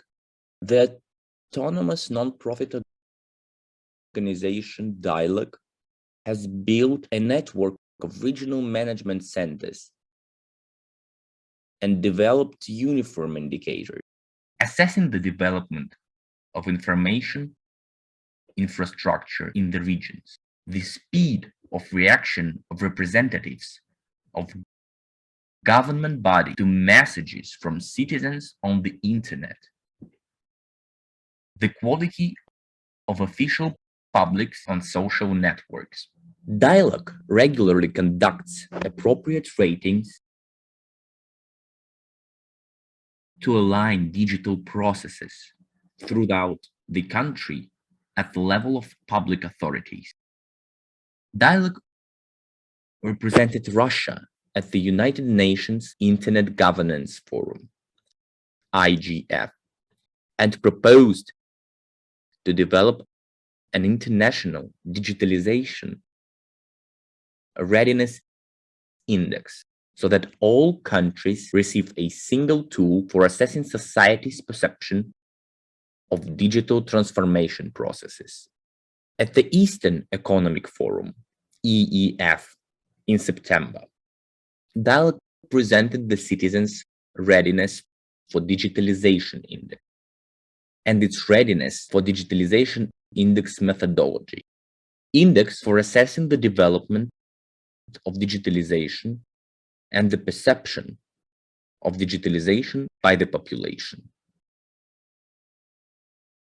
The concept of the index is to assess the attitude of society to digital transformation based on the activity of online communication of public authorities and their involvement in dialogue with citizens, as well as the perception of digital processes by citizens themselves. The index allows us to assess the level of citizens' trust in the process of communication with the state through digital means, as well as the difference between the level of development of digitalization in particular country and the society's perception of the achieved level of digitalization. This is an integral indicator that takes into account a number of objective parameters, such as the development of infrastructure, as well as the opinion and assessment of citizens regarding trust in digital public services, the level of involvement in the digitalization process, and people's perception of digital transformation. The main emphasis in the index was placed on how actively the state is represented by the internet and how the dialogue with population is built. Russia ranks 27th in the ranking of countries in terms of digitalization, followed by Japan and Estonia with 77 points in the ranking. As a result of applying the methodology, the index for our country was calculated, and it was 42 positions out of 100, which corresponds to the average level of readiness. Data October 2021. The objective indicators used in the calculation of the index are taken from open sources, World Bank, International Telecommunication Union, information on the official websites of the authorities of the respective state. Subject indicators are assessed based on the results of quantitative online surveys of social network users conducted by Dialogue.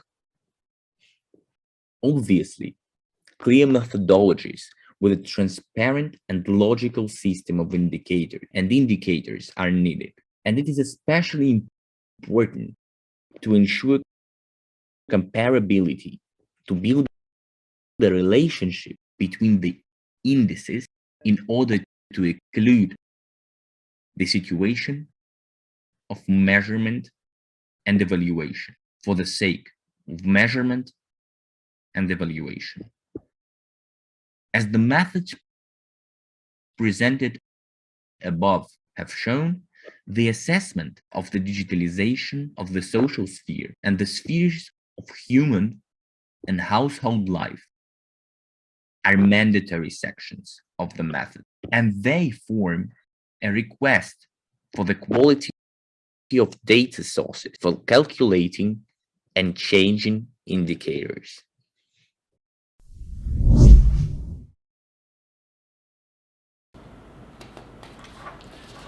Тема, которую поднимает следующий докладчик, Киреев Егор Юрьевич, она достаточно неожиданна не только для социологического познания, но и по тем вопросам, которые Игорь Юрьевич поднимает, потому что вопросы «ничто не вечно под луной». Мы, конечно, мы с вами надеемся, что пандемия рано или поздно закончится, для этого делается много усилий.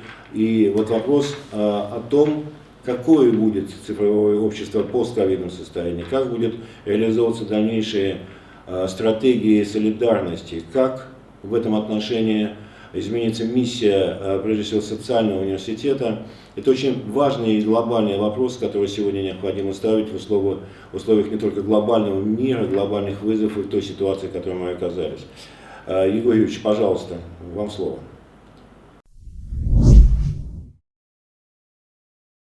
First of all, I want to say that I'm very pleased and I'm very excited to be a part of the International Social Congress this year as we're celebrating 30 years of our university. It was a long journey and maybe it's not so evident from right now, but I'm truly hope that we will have another 30 and even more years ahead of us. So I want to congratulate all of you with such a remarkable date. And now, please, let me switch to my presentation. As you can see, today I want to talk about digitalization, isolation and solidarity in the context of COVID-19 pandemic, on the mission of a social university in a post-COVID world. And I want to emphasize some kind of aspects of digitalization, isolation and solidarity. And I want to say that the COVID-19 pandemic and the accompanying quarantine restrictions imposed by governments of the most countries of the world, including Russia, completely captured the social life of society, in many ways determined the year of 2020 and now 2021. It's unlikely that such restrictions could have been imagined without an appropriate level of development of digital technologies and the online economy, which allowed partially and in some places completely to transfer the labor, educational and leisure activities of individuals and social groups into virtual online space, and to exercise digital control over potential violations of the self-isolation regime. It can be said that a person's social life and his everyday life were seriously invaded by digital technologies, which were already ubiquitous in various serious spheres of social life before, but now have acquired even greater, in places dominant importance, which only brought the information of full-fledged digital society closer, transforming and redefining familiar social practices. The famous anthropologist Victor Turner, in English, and American anthropologist, a representative of symbolic anthropology, popularized by the concept of liminality, the middle phase of transformation, when an individual, place, or a society is no longer what it used to be, but also not what it's going to become. And those who go through such liminal phases are neither here nor there. Instead, they oscillate between their old and new habits and values, moving towards a life whose form has yet to be determined.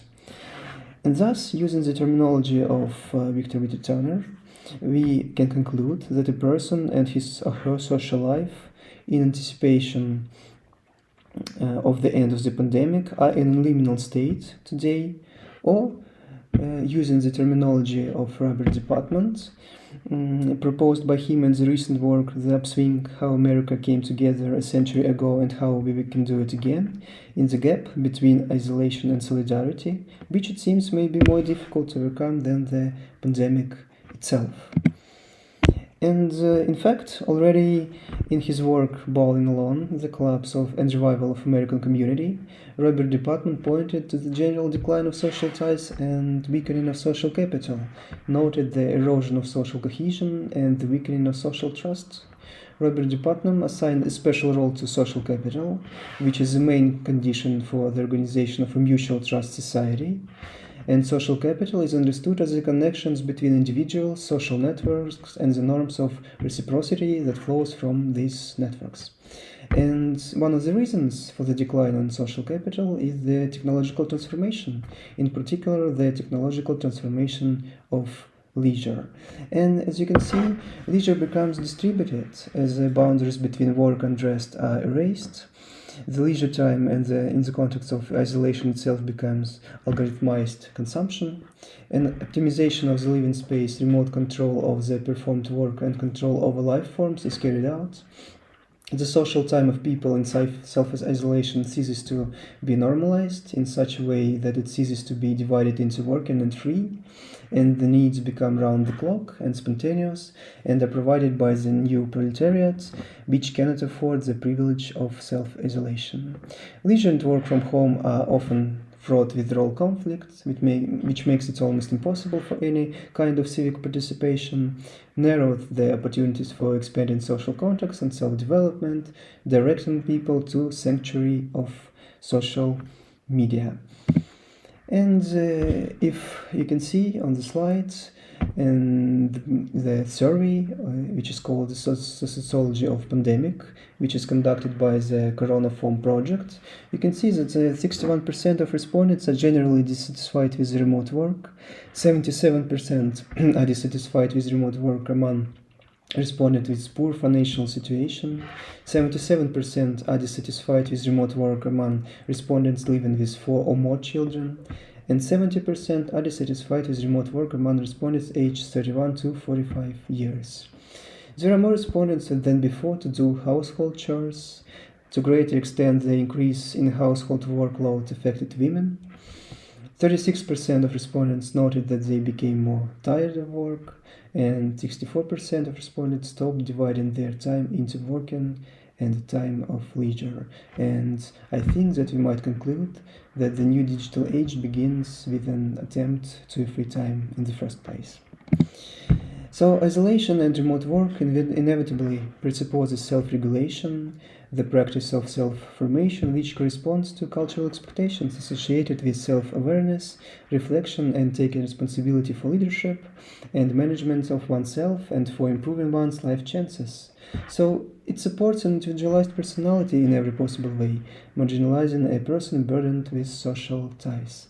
And in the era of the pandemic, self-isolation, it's actually irony of it, self-isolation is perceived as a form of solidarity, accessible to everyone, so the gap between isolation and solidarity ceases to exist for the duration of the pandemic. Isolation is solidarity now, which is provided by the new proletariat, which does not have such a privilege in the first place.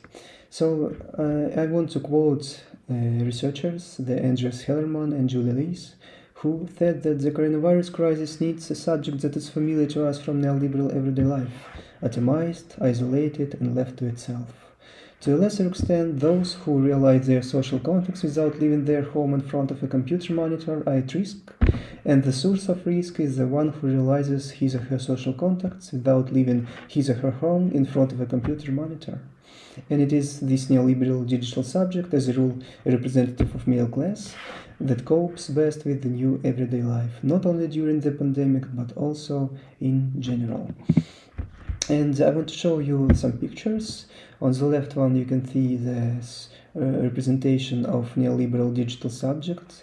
So it's some kind of a monument to an ordering finger, so-called ordering finger. So this is a representative of middle class with a phone who want to order something online from the internet, etc. And on the right picture, you can see the monument to a carrier. So the new proletariat, which does not have the privilege of self-isolation and which we mostly rely on today.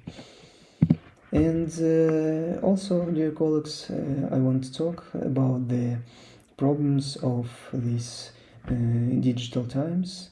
For example, Francis Fukuyama, the famous researcher, the famous scientist, with his colleagues, in the article How to Save Democracy from Technology, Ending Big Tech Information Monopoly, published at the beginning of the year in the Foreign Affairs magazine, notes that among the many transformations taking place in the economy in the context of the pandemic, there is nothing more noticeable than the growth of the giant internet platforms such as Amazon, Apple, Facebook, Google, and Twitter, which were already powerful before the COVID-19 pandemic, and nowadays it became even stronger.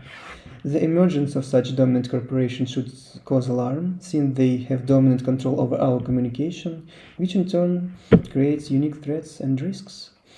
The main reason for Russian adults to go online have been consistently for many years associated with communication and participation in social media.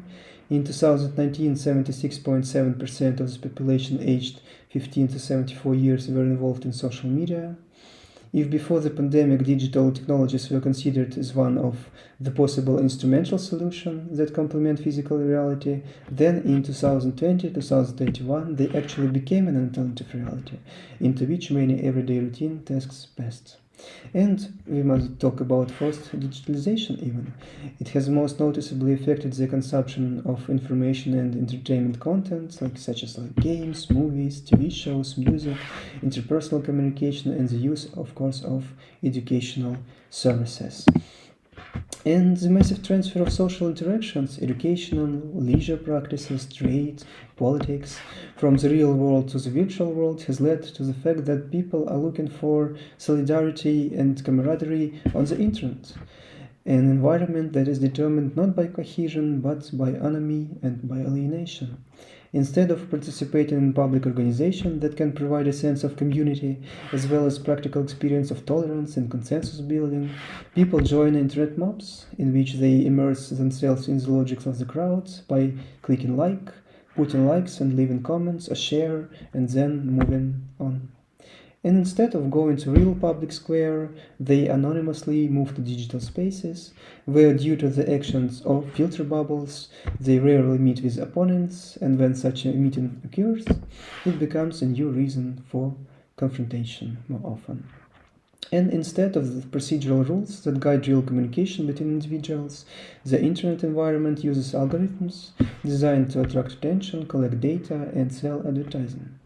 At the same time, the logic of social media is arranged in such a way that the voices of the most angry, most emotional, odious, divisive opinion leaders are amplified, but instead reasonable, rational, and balanced positions are much more difficult to hear. All this leads to the fact that radicalization and polarization spread now very, very quickly. Dear colleagues, the well-known American sociologist Sherry Turkle expresses fears that once it is possible to interact face-to-face, we will find ourselves gravitating towards the frictionless options with which we've grown comfortable during these times of isolation and during these times of COVID-19 pandemic. And we can draw some conclusions from here. So the resources of social communication provided by the emerging information society, amplified by the pandemic, and accompanied by virtualization of social life have a serious, potentially destabilizing, as well as repressive potential in relation to those forms of communications that do not fit into their format and create serious risks to social cohesion. It seems necessary to develop new theoretical and practical initiatives that contribute to the preservation of humanistically oriented social communication. In this regard, it is necessary to reassemble social media, create and strengthen platforms for interaction and restore social ties, create new norms that are more humane and more proportionate to our lives. It seems that in order to increase the level of social cohesion, the system of human relationships, family, friendly, collegial, which are bases of solidarity, should be based on the logic of caring, as an opportunity to understand the other as an active empathy. And the processes of digitalization and technology development put before social scientists the need for a critical and comprehensive understanding of the social consequences of such developments. And now I want to talk a few words about the mission of social university in the post-COVID world. And of course, dear colleagues, you know that digitalization of the education system with a number of advantages leads rather to the loss of the creative and critical component of the university education, replacing it with standardized educational practices. We can see that universities nowadays in the 21st century are most looks like online factories in some sorts, all for the sake of achieving goals. Quality is slowly but surely becoming less important than quantity in the process of economic growth, audience share, and the number of publications. Everyday use of gadget devalues universities as the places where individual actions once took place, leaving only the cultural memory of the spaces. Students and teachers can use gadgets to move from home to university and back, simultaneously being present in several places, or rather not being present anywhere, while only listening, intensifying interpersonal and interrole conflicts. These changes displace places where certain actions once took place. The unique atmosphere and spiritual energy of the university evaporates as soon as they are replaced by virtual education environments and Skype or Zoom classes. And even such peripheral spaces, the third places, according to Richard Oldenburg, for example, like university libraries and auditoriums, are also losing their former importance. And of course, dear colleagues, you know that a known place, it's a concept of French anthropologist Marc Auger. It's called like known place. It do not confer to a feeling of place. There is no there in known place, in direct contrast to places which we tend to think of as being relational, historical, and concerned with identity. Known places are designed and intended for the frictionless passage of nameless and faceless multitudes. And in my opinion, universities fundamentally facing 4 risks nowadays. The first one is, in my opinion, robotization of social communication, or as Sherry Turkle, American sociologist, put it, frictionless communication. The second one is continuing alienation of teachers from students and teachers from teachers. The third one is precarization of faculty. You of course know that non-optimized imposed technologies and control make the teachers' work more stressful, more exhausting, and of course it's a risk of becoming, for universities, of just becoming a non-place. And you can put it in a formula: robotization plus alienation plus precarization. It means a non-place. And I always ask my students, if you can equally choose between massive online courses in our university and, for example, in Harvard University, what your choice would be.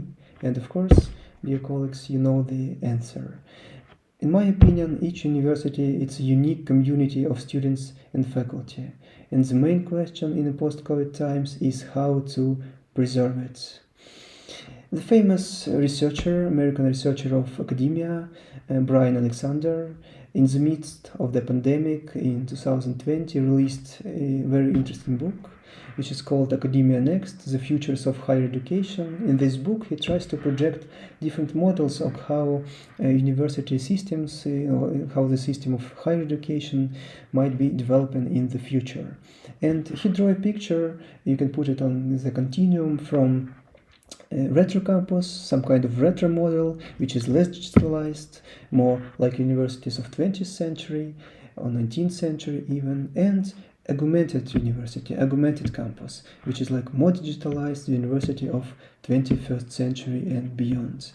In my opinion, the social university is in the future supposed to be more like moderate retro university, physically resembles the late 20th century university campus. In such university, students, faculty and staff less likely to be seen using smartphones or tablets, they would be off campus. Faculty and staff encourage students to take advantage of these offline practices. Students interact with each other and with other members of the community mostly offline, both academic and local.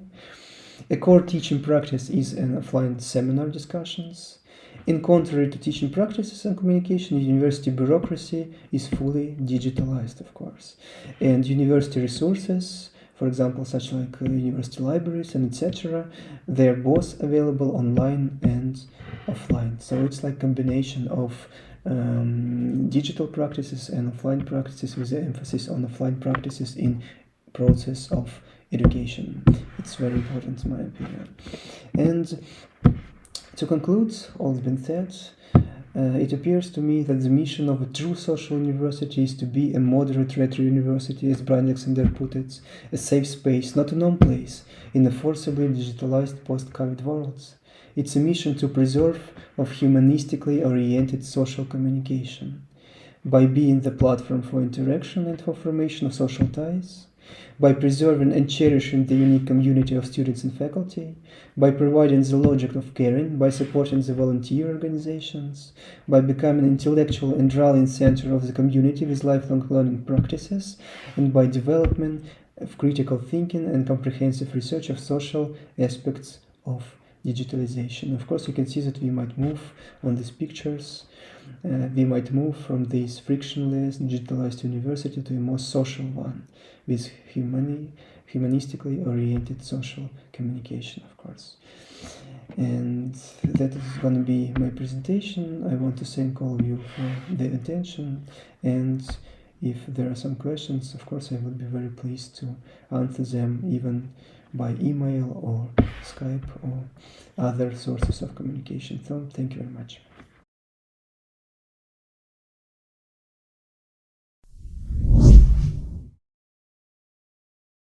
Ну что ж, мы верим искренне, что миссия социального университета будущего, конечно, столь велика, как обозначил наш уважаемый докладчик. А мы продолжаем двигаться дальше. Следующий доклад прозвучит из уст доктора исторических наук, профессора факультета социальной работы нашего университета Демидовой Татьяны Евгеньевны. Ее доклад «Цифровизация социальной сферы в контексте моральных ценностей». Пожалуйста, Татьяна Евгеньевна, просим вас.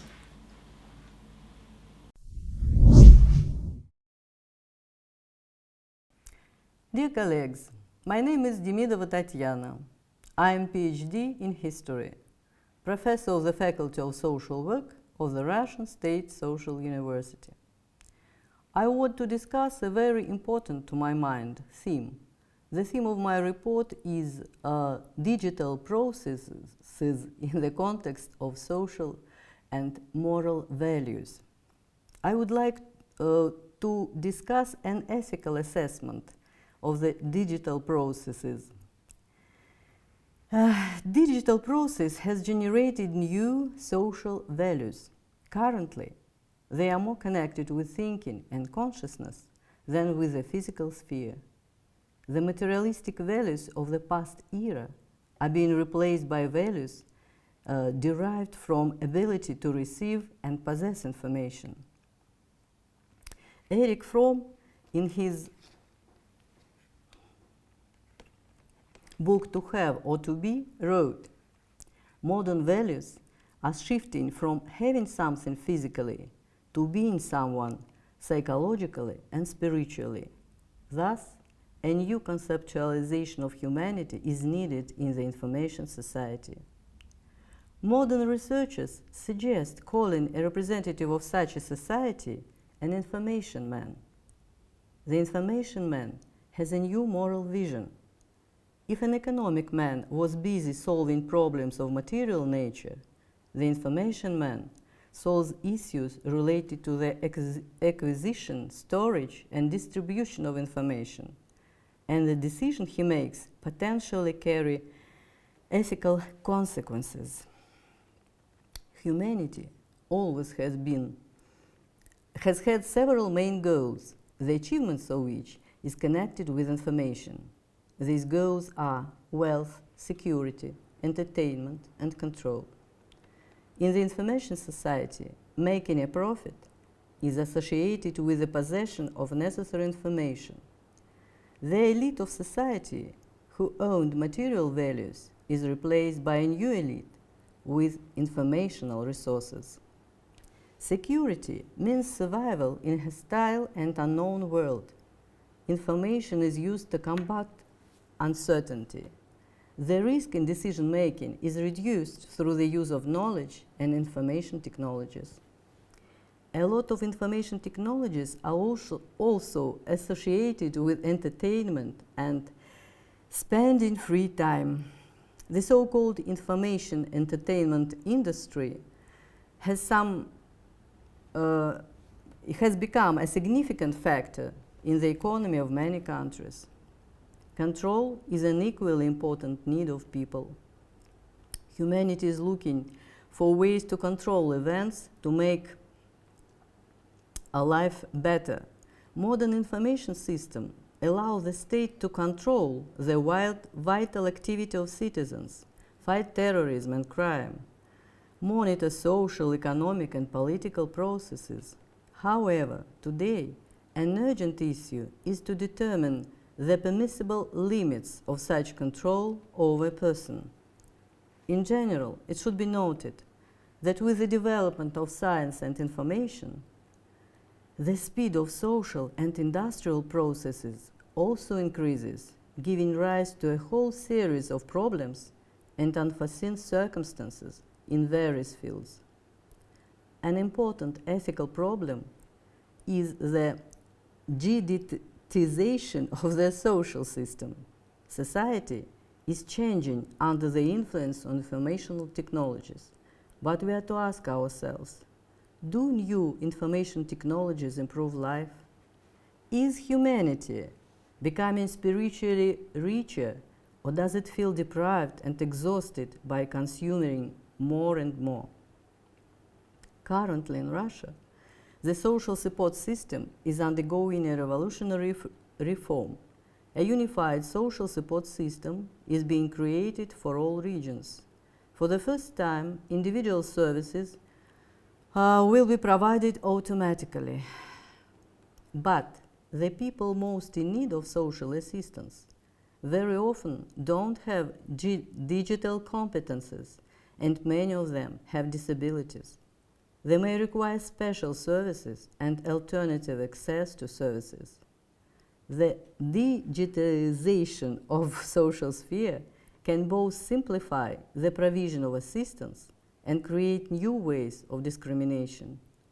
A lot depends on the ethical principles underlying the social support system. There are two approaches for solving this problem. Proponents of the first approach believe that the introduction of new technologies is an integral part of progress.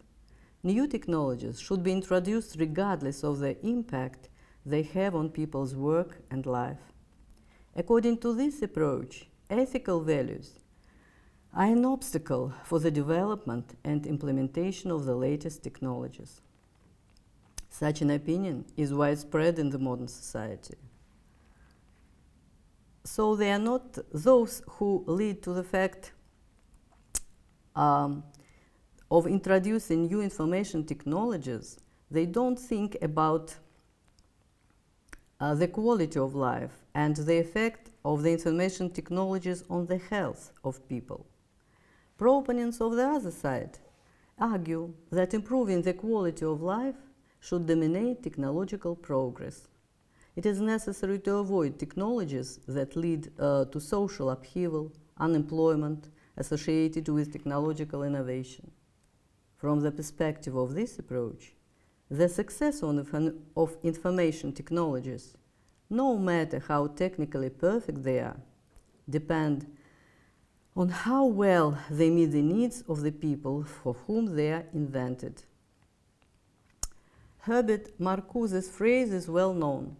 Society rushes into the new world of technology only to find emptiness there. We are maniac consumers who know the price of everything but do not appreciate anything. According to representatives of this approach, technology is considered as a tool used to achieve a goal and doesn't carry any ethical burden. As a result, human needs became insignificant when developing new information technologies.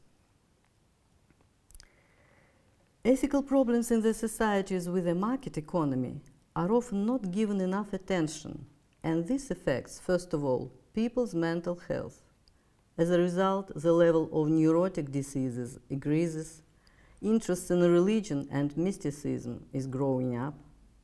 However, in recent years, the situation has begun to change. The more harm new information technologies cause, the more scientific research and public discussions appear on how to avoid the negative consequence of digital processes. They are based on an ethical assessment of possible risks and the consolidation of its results in the norms of law. So let's hope for the best. We believe that the practice of introducing new technologies should be discussed and controlled by the representatives of science and, of course, by the society. Thank you for your information. Мне очень приятно представить слово следующему выступающему. Это наша выпускница аспирантуры РГСУ, которая сегодня является доцентом факультета русского языка и литературы Северо-Западного педагогического университета КНР, госпожа Ван Хаянь. И тема, которую она поднимает, она сегодня очень важна. С одной стороны, это академические контакты и особенность реализации академических контактов в условиях пандемии. Они не только не прекращаются, но и в этих контактах появляется новый вектор развития между нашими странами, между нашими университетами. Я попросил бы госпожу Ван Хаянь поделиться своим видением тех проблем, которые сегодня складываются между нашими странами и университетами. Пожалуйста.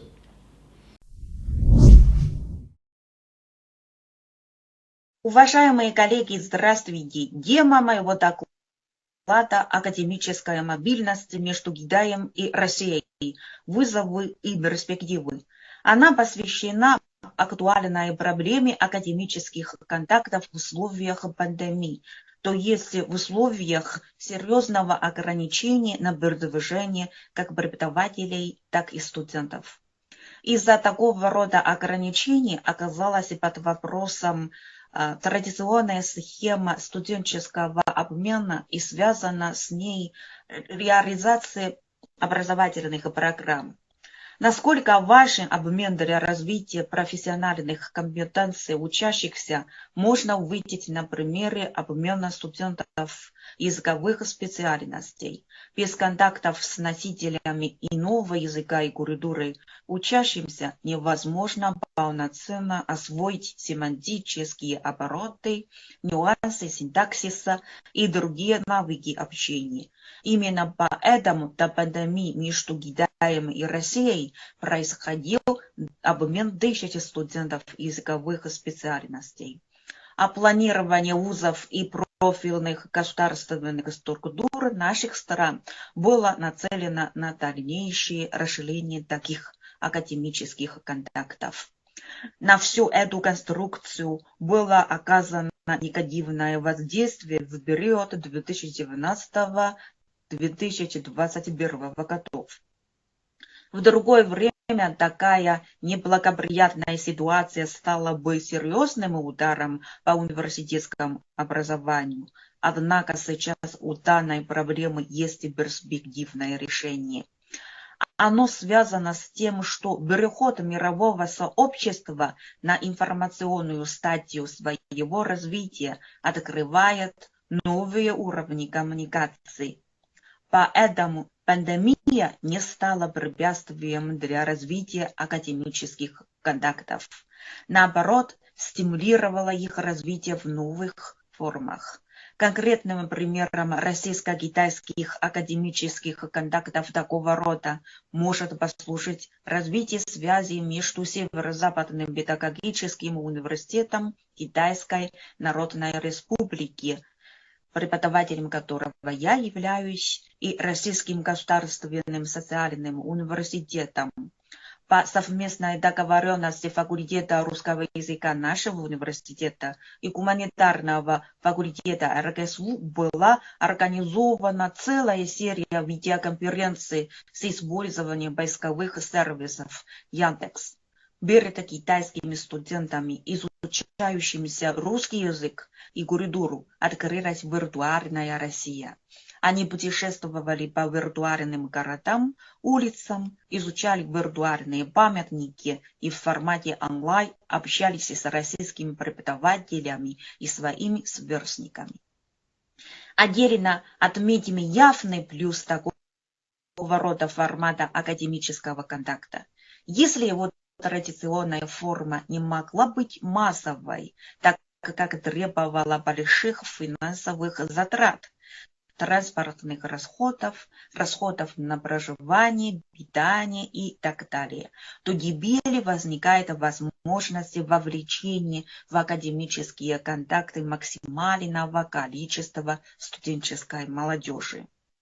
Вне всякого сомнения, пандемия рано или поздно будет побеждена.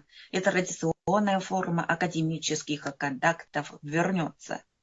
Однако выстраивание и функционирование виртуальной формы академических контактов, которые происходят в настоящее время, вне сомнения, указывает нам на новый тренд эффективного университетского образования. Спасибо за внимание.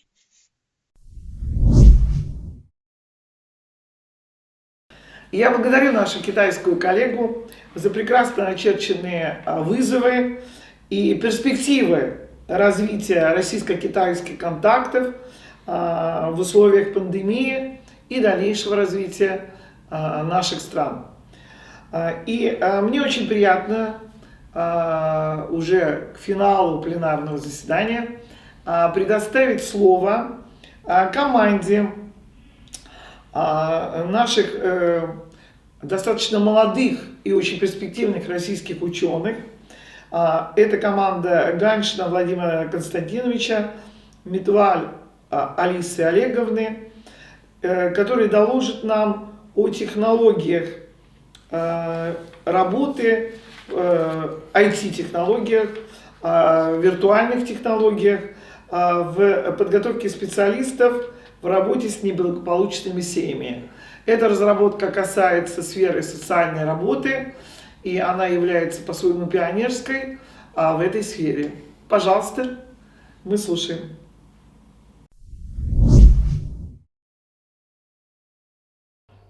Hello, my name is Vladimir Ganshin. And my name is Alisa Mitvel, and we are working for the Project Center Technopark of the Russian Social State University, and we prepared a report on the topic of development of VR applications for training specialists from the social sphere, and I'm going to be presenting it for the both of us. The topic of our report is connected to the VR technology, and it's been very promising for the past couple of years, even though nevertheless it's facing leaps and bounds. Some of the difficulties that the industry is facing today is, first of all, the troubles with user experience, bulky hardware, glitches, and as well as the lack of offered content. Among many other benefits of VR usage is the advantages, I would say. So the ability to provide information in real time, the ability to facilitate training and mirroring real life experiences, and it enables remote workforce. The ultimate direction we're moving towards is the new version of the internet, the digital twin of our reality, the metaverse, and this term gained recently a lot of attention in the media, both from the wide audience and as well as from the big companies such as Epic Games, Microsoft, Facebook, among others. The metaverse is going to encompass commerce, education, community fostering, and economy. It is a constant virtual space, decentralized, offering limitless possibilities in terms of creativity and community creation. The VR hardware and software development is key to in developing the metaverse itself.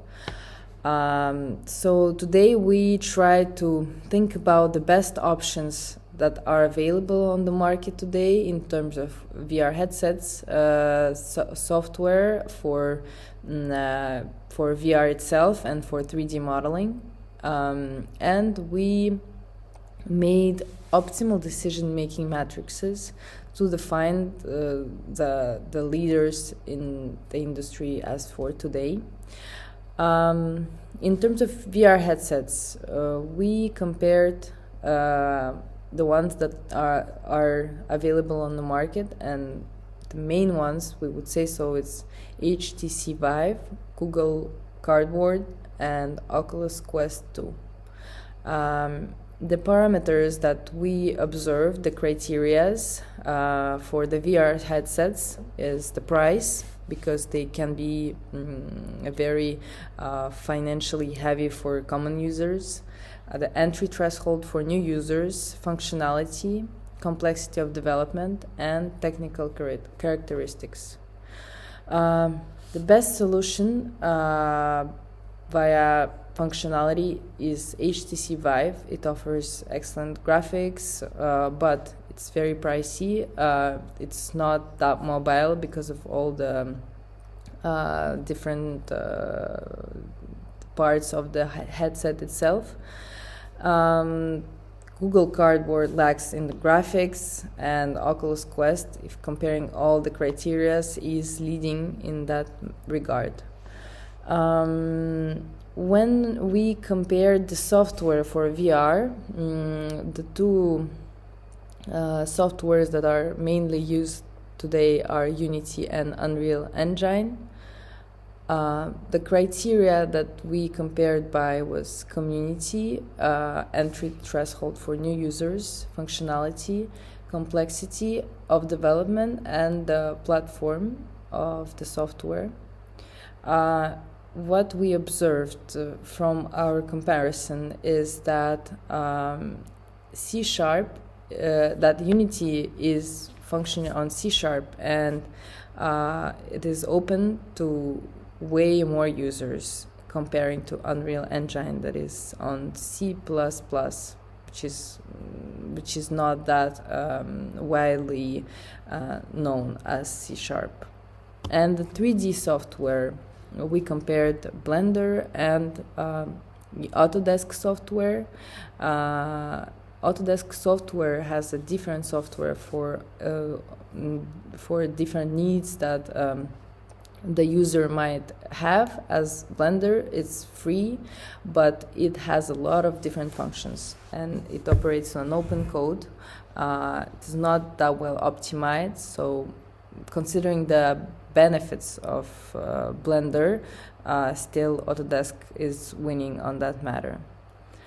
One of the most prominent spheres for VR AR is training for the workforce, and at the Russian Social State University we try to find digital solutions for the social field, and we came up with the idea of virtual reality simulator for social worker that we developed at the Project Center Technopark. We thought about this product as of a virtual environment for training future social workers to work with disadvantaged families. And the environment itself is the place of residence of the family, and through which the trainee can move, interact with objects and character. It can have a training mode, learning mode, and it has an exam mode that people can be tested upon their skills in the social field. We came up with this decision because learning in virtual reality allows you to learn by doing, by experiencing the situation itself. The student is immersed in a world that is simulating the real life. Learning through experience is one of the most effective ways to learn. In training communication skills, it is important to experience the fullness of the experience, and VR allows such conditions with a high degree of reliability, practicing human behavior for real situations. VR is a promising field for many industries. It has already proven its effectiveness in training and can be used for training in a social sphere. After conducting research, we can make an assumption that in terms of headsets, the best option that we have today is Oculus Quest 2. In terms of VR software is Unity, and in terms of 3D software is Autodesk, especially it can be Maya. The ultimate solution as we see it is when the metaverse is going to be developed. It can be possible that in the metaverse there could be places where people can go through trainings, for example, as with the social workers, or any other skill that requires experiencing it beforehand in the simulated reality, or for which the experience is crucially needed. And ultimately, I believe that we could be able to come up with such decisions for the metaverse space with training centers. That would be all that we wanted to tell you today. Thank you very much for listening, and goodbye. Thank you.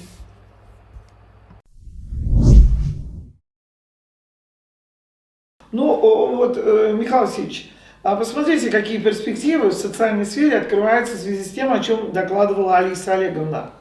Да, вот возможность тренажера, виртуального тренажера, когда мы будущего социального работника можем обучить через такую игровую виртуальную форму работы с клиентом, мне кажется, особенно важно в тех проектах, которые связаны с работой с очень трудными клиентами социальной сферы. Это люди с психическими нарушениями, это люди, которые являются очень капризными клиентами и так далее.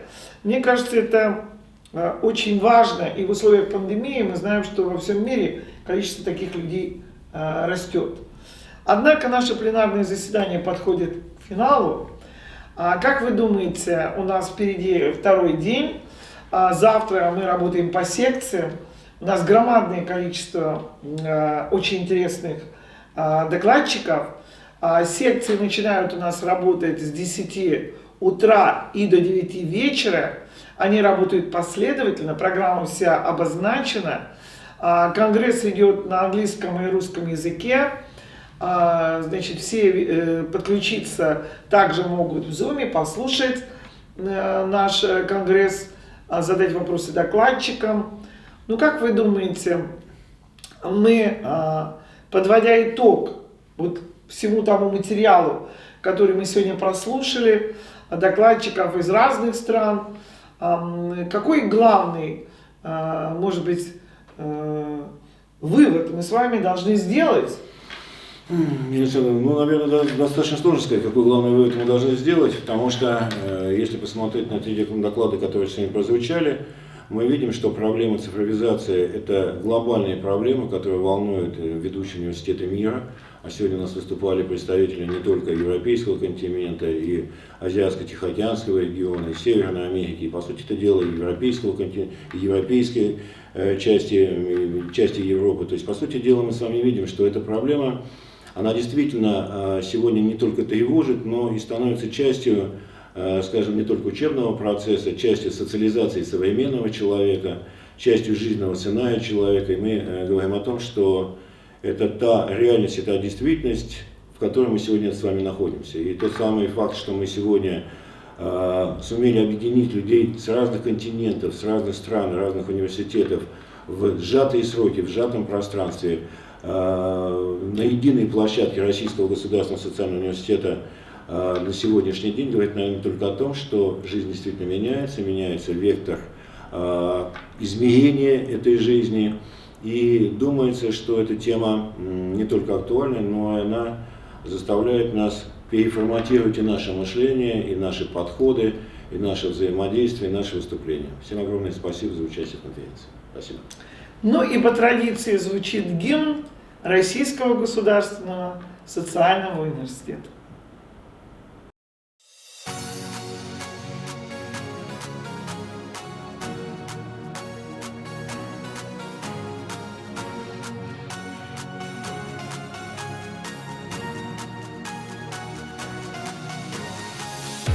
нет в мире, наверное, места, где было бы нам интересней. Со всех уголков континентов съезжаются наши студенты. Юристы, юнцы, программисты, экологи, экономисты, спортсмены, врачи и лингвисты, а также певцы и артисты. Наш дом — это сила науки, наш дом, где нам всем не до скуки. РГСУ — это место, где все мы счастливы вместе. Наш дом — это сила науки, наш дом, где нам всем не до скуки. Двери откроет с любовью РГСУ нам с тобою. Ответит любой без сомнения, что нужно студенту терпения. Побольше читать, заниматься, с друзьями, конечно, встречаться. Наш вуз все мечты исполняет, путь к знаниям он открывает. Послушайте, разве не чудо, что съехались мы отовсюду? Наш дом — это сила науки, наш дом, где нам всем не до скуки. РГСУ — это место, где все мы счастливы вместе. Наш дом — это сила науки, наш дом, где нам всем не до скуки. Двери откроет с любовью РГСУ нам с тобою. Если ты молод, активен и весел, вместе нам будет еще интересней. Преподаватели наши друзья, РГСУ как большая семья. Ярче, чем звезды горят в небесах, видят мечту и творят чудеса. Разные люди с огромной земли. Все мы студенты, и ты приходи. Наш дом — это сила науки, наш дом, где нам всем не до скуки. Двери откроет с любовью РГСУ. Наш дом — это сила науки, наш дом, где нам всем не до скуки. Двери откроет с любовью РГСУ нам с тобою. Наш дом — это сила науки, наш дом, где нам всем не до скуки. РГСУ — это место, где все мы счастливы вместе.